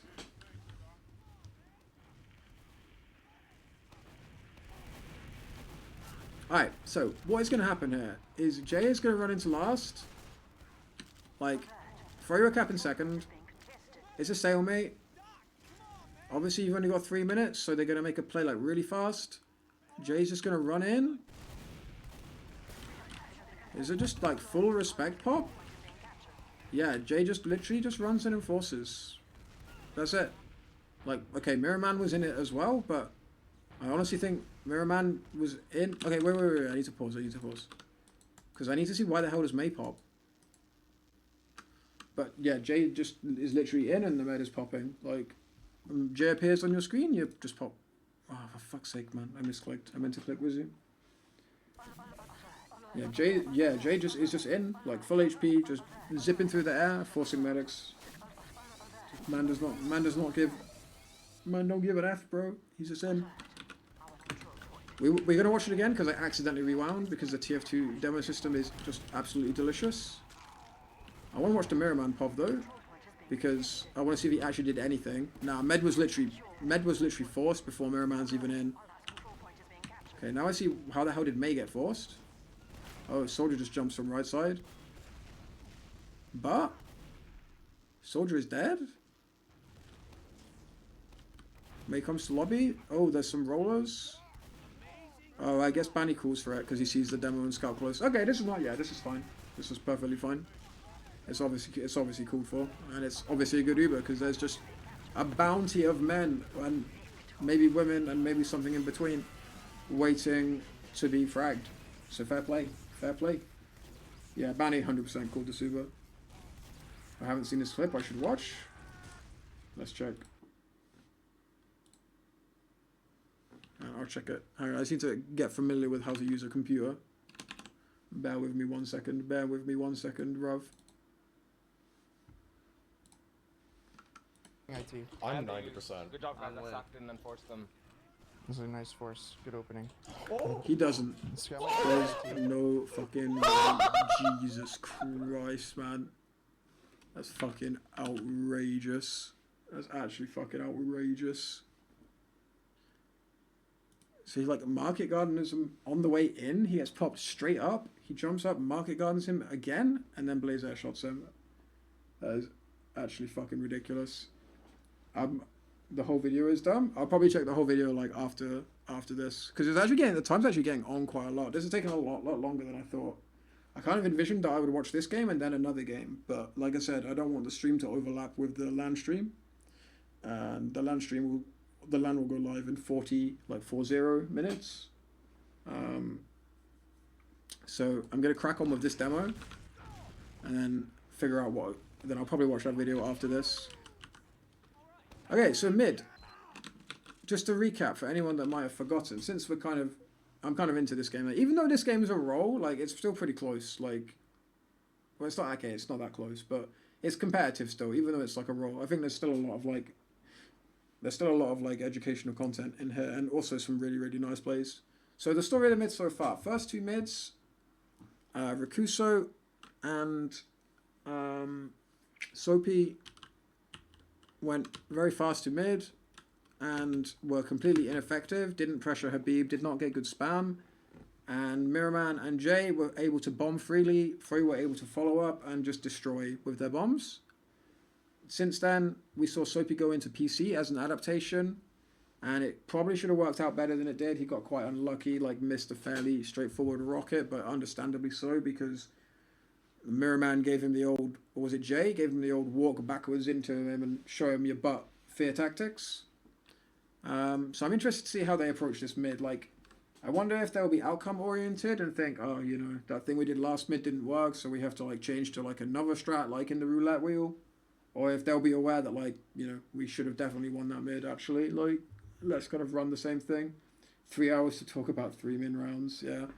I don't know, man. I haven't watched this game or like taken part in the TF2 community in so long. I feel like there's so much ground to cover, you know. My life in the past 2 years, TF2 in the past 2 years. There was always going to be, like, if I was ever going to start streaming again, there was always going to have to be a stream where, you know, I was back doing some TF2 stuff, and that naturally just kind of, you know, filling in the gaps just takes a long time. Okay, so we're on mid. I want to see the bombs, and I want to see Logan, because I haven't really seen much of Logan. Okay, Logan is not in the game, so I've picked a really bad moment to watch Logan. I'm not going to lie, I'm not impressed by Logan so far. This is not high-level gameplay.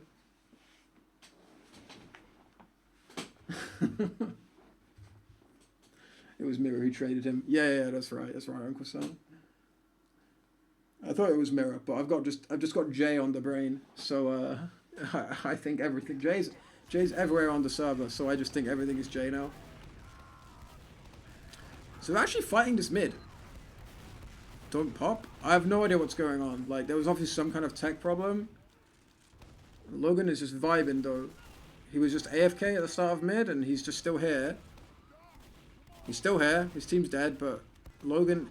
Come on, Logan. This is your time. This is your time to shine, my friend. Unlucky. So yeah, I don't think I can really analyze anything in that mid. It looked like a tech difficulty. A lag out. Oh yeah, and so Logan just like hard froze. And then they somehow had a mid fight anyway, even though Logan froze midway through the mid. They still had like a fairly competitive mid. Let's check out some Logan Pov. We haven't really watched Logan. I don't know that much about him. Where is he? Where the hell is Logan? There we go.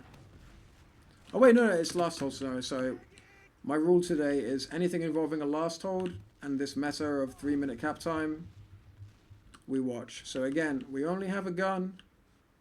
Okay, so Froyo in lobby.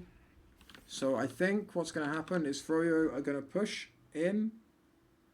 I'm not sure if they're going to have to pop early, but they're going to kill the gun, and then they're going to take full control of balcony, and then they're just going to surround the point and swarm it from all sides.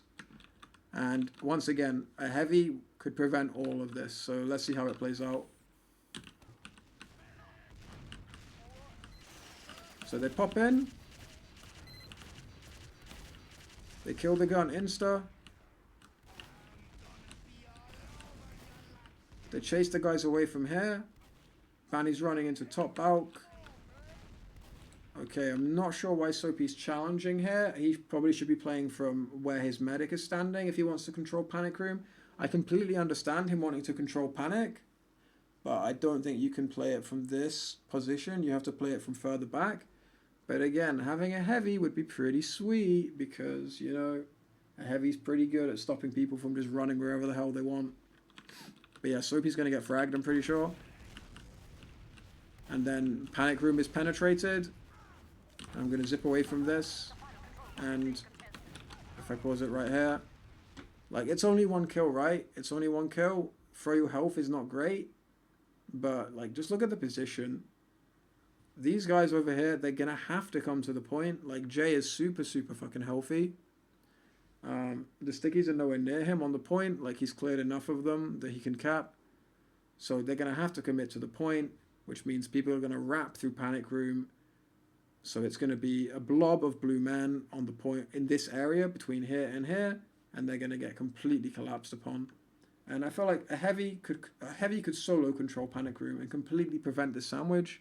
A heavy could play here and completely deny Jay from capping the point. Or a heavy could play here and let Logan be more aggressive with his positioning because the heavy covers him. So Logan could be actively spamming and recycling his ammo on the point.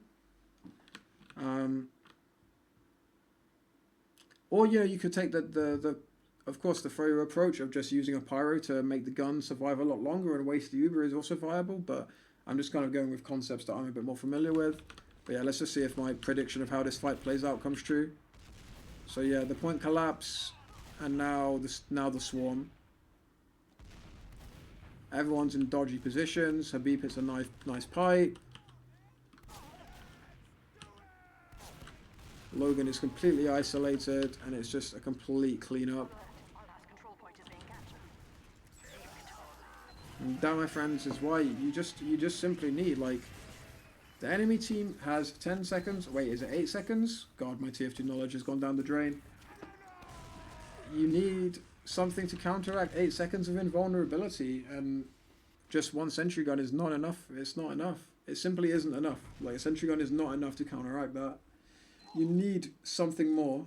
For all my Witcher fans out there, something more is needed.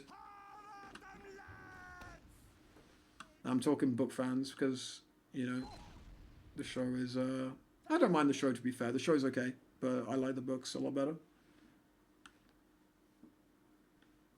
But yeah. And yeah, and keep in mind when I'm talking about these last holds, because I assume that my viewers are recycled. Like, I'm not talking to the same people I was talking to like 2 hours ago.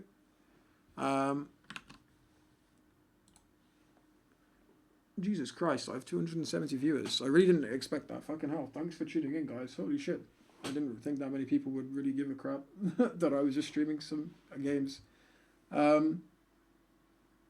Yeah, like if you weren't here earlier, I put a really big emphasis on how important I think last holds are with this 3-minute round timer rule set. So yeah, that's why I'm kind of really honing in on these LAN rule sets. LAN waiting room, I love you too, Zilly. Thank you. But thank you for the support, my friends. Thank you for the support. You do not look a day older than when I last saw you. Ah, mate, it's the cam. The cam takes years off. You should see me. You should see me up close. Next stream when? Tomorrow. If my voice isn't bad. Like, since I was 18, I'm quite a bit older than 18 now. I won't say an age, but I'm quite a bit older than 18 now. But since I was 18, I've had chronic hoarseness. So assuming my voice is okay tomorrow, I'll stream tomorrow. Like, whatever the best games are of the LAN, I will stream those tomorrow. And it will be an early stream. Chronic hoarseness, so like basically chronic like throat. Like, I lose my voice very easily, basically. But yeah, assuming my voice is fine after talking for like 3 hours, because it's been a while. Like, once I get in the rhythm of talking a lot, it's fine. Like, you know, I can do it because I haven't done this in so long. And I've just been talking at you guys for like 3 hours straight now. Or is it 2 hours straight? 3 hours straight, whatever it's been. Yeah, assuming my voice is fine tomorrow, which it should be, it normally recovers like overnight. I'll be back tomorrow and I'll be watching like whatever the best games are from today's games. Like, you know, the lower bracket final up, like grand final. Whatever the best games are, I'll be back tomorrow, like, watching those for sure. My TF2 might have crashed. It hasn't. Alright, let's get through this game. Because I took an extortionate amount of time doing this game. So I'm like, finding my feet. I'm finding my feet. Oh, but I'm really interested in the mid. Ah, man, this is so amateur. I'm still fine. I'm still, like, just kind of getting back into swing, you know? I'm still getting back into swing of just micromanaging all the different aspects. There's been no good gully wash games with this rule set so far. Yeah, I don't think I've seen a gully game, actually. Like, maybe there was some in groups in, like, the unstreamed games. But yeah, I haven't seen a gully game. Gully will be an interesting one, because I actually think gully is, with the exception of Badlands, because, you know, I'm a diehard Badlands fan, I actually think gully is the best last point in the game. And I don't think it's even close, actually. Like, I really like Badlands last.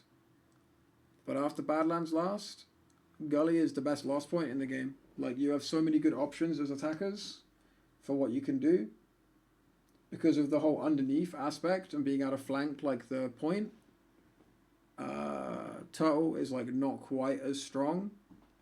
And because of the angles you have, like, I could make, like, an entire, like, hour-long discussion about this, but the options you have to poke and prod and stretch the defenders to the point where you can make a point play and then sack off of it, I feel like Gully Wash is a really well-designed last point. Completely unintentionally, because none of this shit was meta when Arnold was making that map. I kind of hate Granary last, like, I don't mind Granary last, like, Uber v non-Uber, but Granary last stalemate is kind of, like, you just don't really have good options on a Granary last stalemate.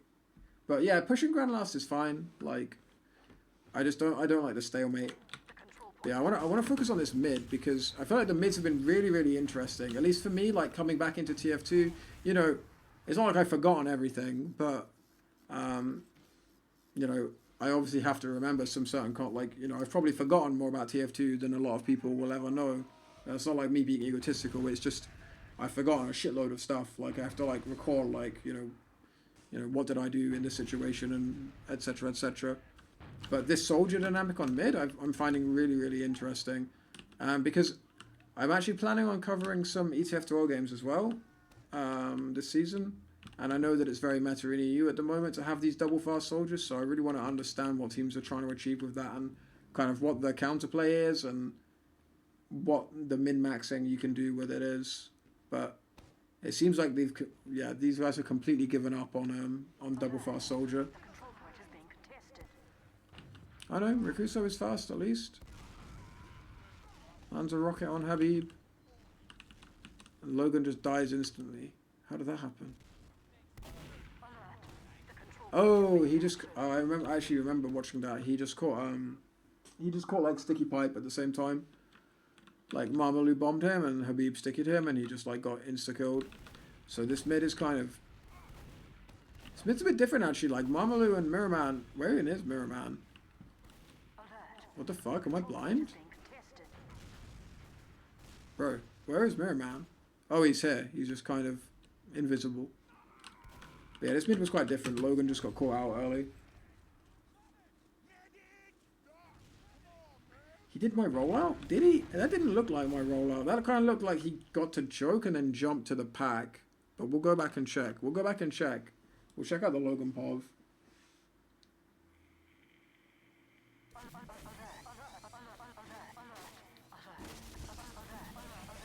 Yeah, I thought maybe Marmalou was, so I thought maybe Mirrorman was getting cocky and staying AFK in spawn. Let's go on to the Logan POV. I want to see what happens then. Especially since we're nearing the end of the game and I'm not going to have time to go through another game. This is not the Logan POV. This is the Logan POV. Let's see what my man is up to. Oh, he did do it. Oh no, he fucked it up. Okay, so he fucked it up and went for the pack. Okay, I feel like if you have to do the extra jump, you kind of don't really have the luxury of playing aggro because you've just consumed too much HP. So yeah, okay, so he did try my rollout. Damn, maybe I should have been watching Logan more. I didn't realize he was trying to go fast. That would have been really interesting. Okay, this is actually starting to piece together a bit more for me now. If Logan is doing the fast rollout, LAN stream just started, but is it just on like the warm up or is it on like is it actually like stuff? Is stuff actually happening? Like, is it like if it's because it was like a countdown? Yeah, I don't mind. Yeah, they're just counting down. I'll just keep half an eye on it. If stuff starts to kick off, then I'll cut it short. But yeah, maybe I should have watched more of Logan because if demo is going fast, then double fast soldier makes tons more sense because you can put so much pressure with your 3 heavy classes there fast. Is fast demo worth it anymore? Feels like you just get shit on if they're double fast. I would have to see it in action, but in my opinion, yes. The origin of double fast soldier, at least in EU, is to complement the fast demo rollout. So the 7 strat, I'll give you a really brief rundown. It was predicated on the fact that I wanted to go fast. I wanted a soldier. Like, I wanted to go fast, and I wanted to play... Okay, since this mid is over, I'm just going to move around in slow-mo, but just ignore the fight. So I wanted to be able to go fast, like roll out here, and then play left side of crate and hard spam into their choke. But there was always a fast enemy roamer who would prevent me from doing so. So my plan was the following. I want my roamer to roll out fast and pressure the demo. And I want my pocket to roll out fast and focus the enemy roamer who tries to shoot me. If the roamer shoots me anyway, I'm just going to like surf back here. And I have my medic rolling out PC with a combo scout. Getting here really fast to heal me. Dodging any potential like spam in choke or any bombs in choke. And then playing like fast over the left. Like if there's 2 fast soldiers, it gets into a bit of a shit fest. At that point, I'm not sure exactly what would happen. But yeah, I'd be very interested to see that, to be honest. I think it could be viable though. Because you're basically just in a 3v2. Like if your demo man is fast and the enemy demo man is not fast. Like you could just, like demo man could go fast and just demo man could shoot like, okay, so fast demo man goes fast and focuses the other demo. Roma focuses that demo as well. And Pocket just kind of trades the fast demo man. Okay, that's a really shit explanation. But basically you have 2 guys focusing the enemy demo man. And then you have another soldier trading the other demo. So you end up with a demo trade, but you have way better soldier like position and HP. But that's just pure theory at the moment. Like I have no idea if that's like how it would actually play out. But I'd be interested to see. I'm just gonna check chat because I haven't really been checking chat like that well. I honestly didn't expect like this many viewers, so I'm not prepared. Not prepared, my friends.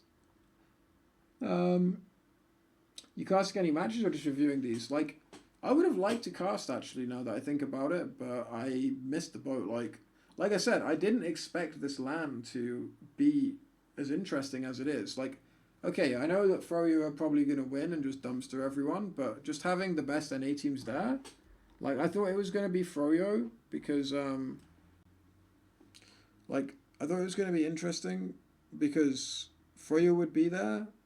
But I thought it would just kind of be like a Sweelan all over again. And for those that don't know, Sweelan was a community LAN we had in Sweden, which no top Prem teams attended, but Froyo attended. And they beat kind of like a mid/low Prem team called Low Panda, who had a very unique playstyle and actually enjoyed some of their strats. But I thought it was kind of going to be a bit like that, where Froyo just show up and stomp a bunch of like Div 1 or like IM level teams. So yeah, I wasn't prepared for this to actually be a pretty big deal. Otherwise, I might have thrown my name in the hat and done some, I would have had to done some more research and plan it a bit better. But I would have been open to doing some like production and stuff if I would have known it was going to be like a pretty big deal. What happened to 7? Mainly just demotivation. Like, Froyo just dodged all EU lands for like a year and a half, even though we had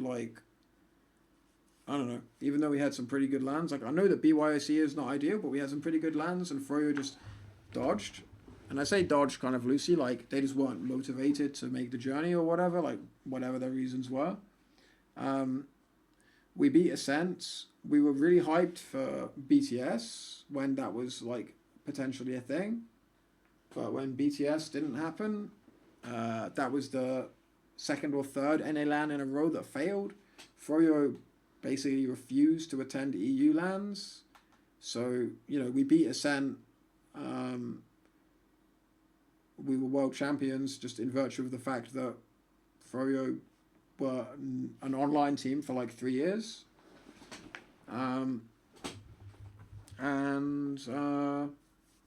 Yeah, there was basically, once BTS like fell to shit with that absolutely catastrophic drama, there was nothing really to play for. But to be honest, a lot of us were burnt out anyway.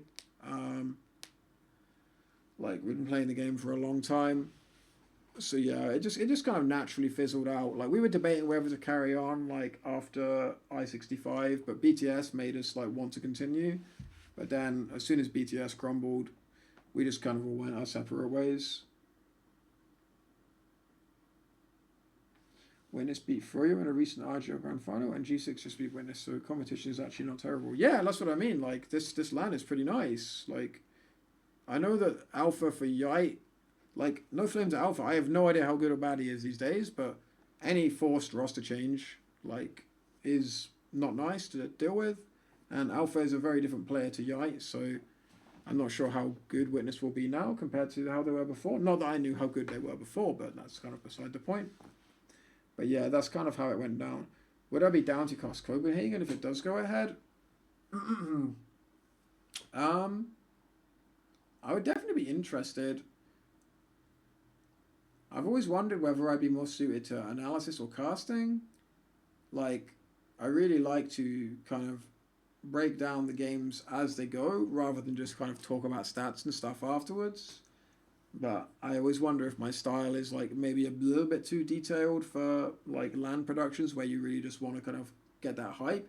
But I could probably practice, and learn to kind of find a good balance. But honestly, if Copenhagen happened, I would be definitely interested in doing something like, I don't know what, maybe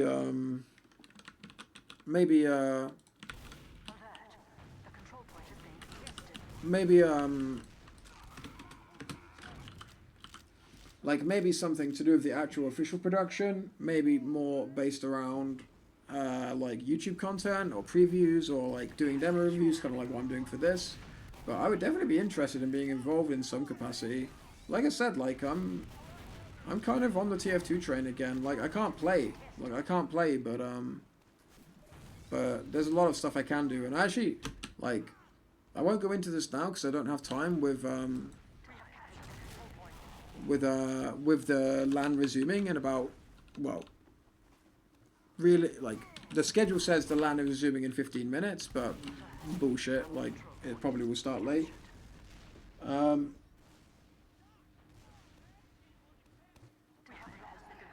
But yeah, yeah, I have plans for TF2.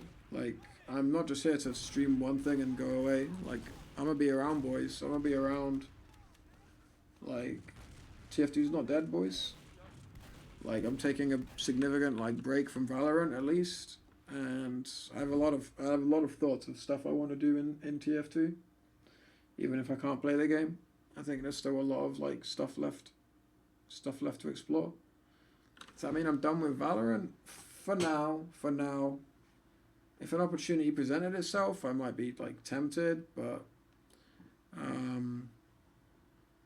yeah, like I'm interested in TF2 though. Yeah, like it would be great if I could just be like a generic streamer, but I can't really play the game because of my wrist. Like I have chronic tendonitis in both arms, but I feel like I can do a lot of content, you know, instead. I just have to fix my voice, you know, like maybe get some like lemon and honey like solution to get rid of the hoarseness. Were you on a top team in Valorant? I wasn't on a top team. I was coaching. Like we were never a top team, but we had some very, very good results. One day, not today, but on another stream, I'll show you some, because obviously as a coach, I was like recording POVs of all of our matches and stuff. And at one point on our roster, like we had Gink and Raymond on our roster at one point. So it was like a very TF2 roster, and we beat a professional team to make top 16 of VCTEU. And I have that moment recorded, and it's absolutely insane. If I had more time, I'd show it to you now, but I can't show it to you at the moment because I don't have enough time. But one day I'll show you that clip because it's really, really funny and quite. If you remember like Raymond and Gink and people like that, you'll enjoy it even if you don't give a fuck about Valorant because it's like, it was a really, really big moment for the team. But yeah, in terms of like online activity, TF2's kind of yeah. I'm looking to get a little bit back into it. Any opinions on Habib at this LAN so far? I'm not going to lie, I haven't really focused on Habib that much. Like, the Froyo games that I've watched have been absolute stomps, and I've been mainly focusing on the rule set so far. I'm really looking forward to tonight/tomorrow when we're going to see a lot of best of threes with the top 3 teams playing each other. And at that point, yeah. But Habib's a fucking beast. Like, there ain't no denying it. The kid is an absolute... He's not really a kid anymore, but the guy's an absolute fucking beast. Like, one of the all-timers. Yeah, I'm just going to kind of let this game fizzle out. I've kind of said my piece on it now at this point. And obviously I'm going to be going over more of this LAN in a lot of detail well, not. In some detail over the next couple of days. So, yeah. We'll just let this game fizzle out and I'll read the chat. Beast versus Sticky Underground. Yeah, so that is going last and it's a free dub. It's a free dub.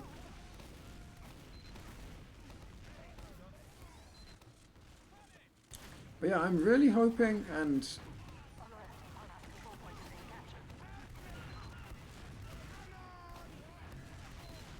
I think this is the end of the game. It should be. But yeah, Habib's a beast. And that's GG. Yeah. So there, yeah, that was the game. With 10 minutes to spare to catch up with some folks and catch up with chat before I should go offline and send a host over to the LAN stream.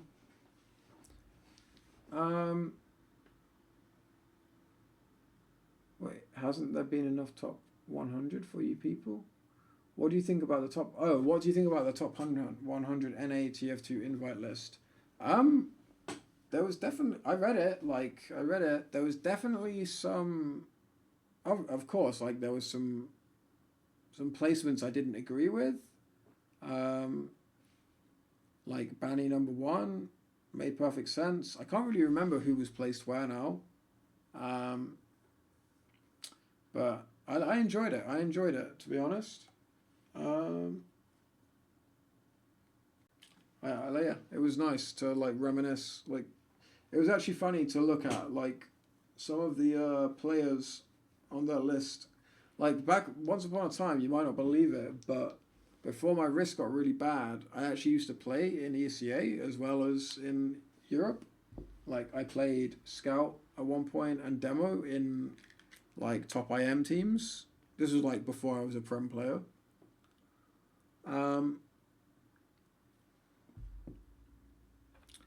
But there was some players on that list, like that I actually played with when I was doing that whole ESEA stint. A top 100 EU list. The thing is, I think making a top 100 list, it's very, very difficult. I feel like you need a panel of people to really, like, I could make a top 100 list, but just me by myself, I'd probably forget like a bunch of people. Do you know what I mean? Like, there's so many people, but I would definitely be interested in starting out like maybe with like a top 20 or something like that. Like, I have a lot of plans for like YouTube content and things like that. So yeah, I guess you can look out for that in the future.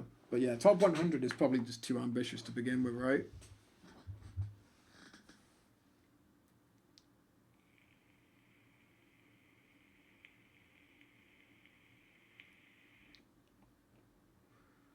Maryland top 40 EU, yes, no.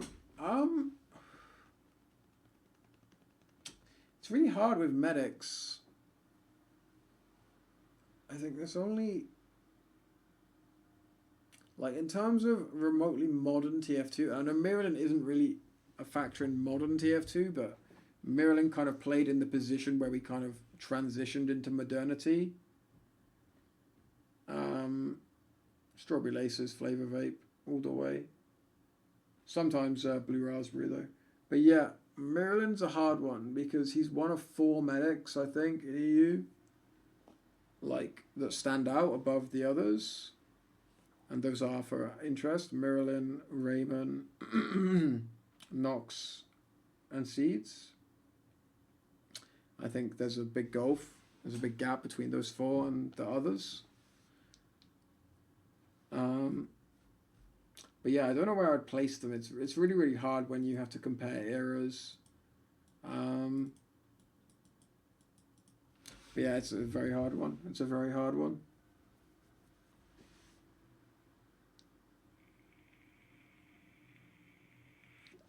Did I give an opinion on the LAN config at the top of the stream, or still waiting to see until the end of the LAN? No, the thing is, Osiris, I have my opinions about the rule set, but my opinion is basically,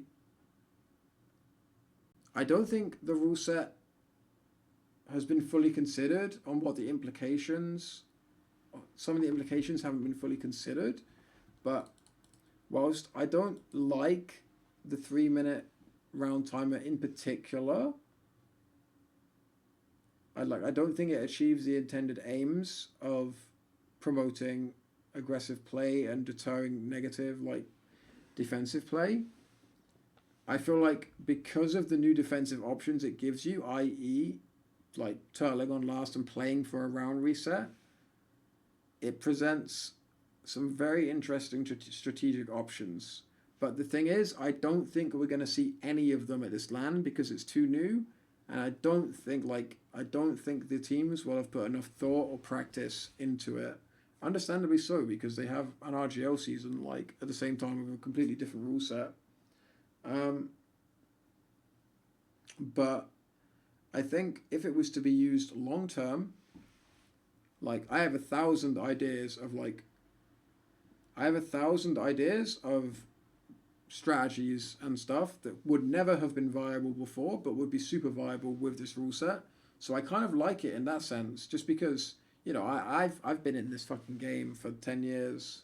I have my vision of the game. I've perfected it with like 3 different lineups. So I say perfected it, but I've brought it into reality to the best of my ability with like 3 different lineups, and kind of exhausted kind of all avenues of new strategic options, and without changing any of the game balance, just by changing a round timer, a whole plethora of new strategic options open up. An example of those 1,000 things. Okay, I'll give you a really crap one, just to show you like how diverse it could be. Snakewater. Initial premise. Last is really, really, really easy to hold with gun and with Uber. So you basically have free license to do whatever the fuck you want on mid. So for example, the round starts, you build a sentry gun on last, you go to mid, and you do something fucking crazy like double spy. And if it completely fails, who gives a shit? Go to last, hold last for 3 minutes, like refer to the I-65 Grand Final if you want to see how you can hold Snake last for 3 minutes reliably. And yeah, you could do all kinds of crazy shit on mid. And also mids become way more strategic in general, just because you would have the option of forcing so many more mid fights. So I think that mid adaptations and mid playbooks become really interesting as well. I don't think any of these are intended consequences. Like, I don't think Banny meant for this to be the point of the rule set, but that's the thing that I like about it. Yeah, it was heavy to mid at I-65, but that becomes way more viable as well, in my opinion. Like, I won't go into the full details of why I think so, because, just because I don't really have time, to be fair, because this LAN's starting really soon. Although the LAN hall looks pretty empty, not gonna lie. But yeah, I just think there's a lot of options. But yeah, the point I was trying to get to was, I don't think we're gonna see the potential of this rule set in terms of the defensive macro options, and all of the kind of the new tactical options that I'm discussing are predicated on the fact that the defensive, like the defensive strategy of playing for a round reset is not something that teams are abusing properly at the moment, and I'd be surprised if they have time to do it in time for today, basically. But yeah, I find it very, very interesting. But yeah, guys, that is we're now hitting the time when localhost LAN is about to start. So I'm going to have to probably call it here out of respect for Banny and for all the people working hard over there. Because they're obviously putting in a lot of effort, and I don't want to be mucking about with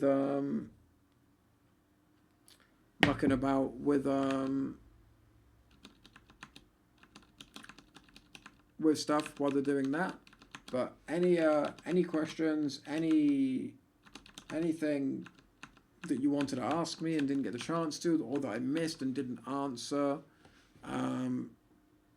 yeah, like I'll probably stream tomorrow, to be honest, and hopefully with many more to come. Just a few quick like orders of house business. I'm just gonna get my Discord info.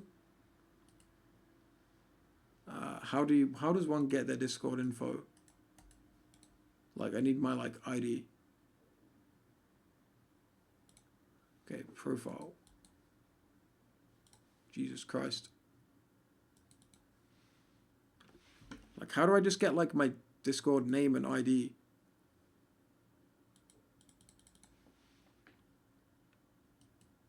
Mate, this is tragic.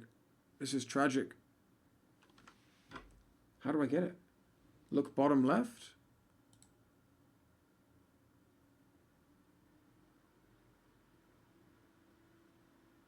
Like, I see my name. Oh, copied. Oh, you just click in it, copies.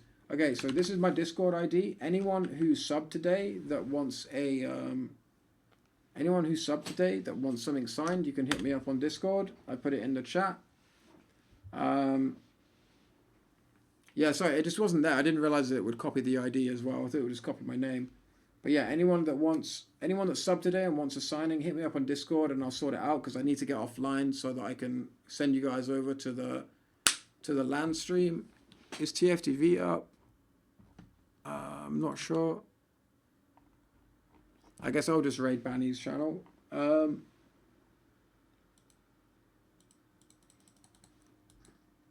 Yeah. But yeah, thank you guys for tuning in today. Like, today was nuts. It was so fun to like watch stuff in TF2 again. I'm really looking forward to doing more of it in the days to come. I really hope you guys enjoy enjoy the LAN. And yeah, God bless. Thanks for tuning in, everybody. I'm gonna send you over to the bandman.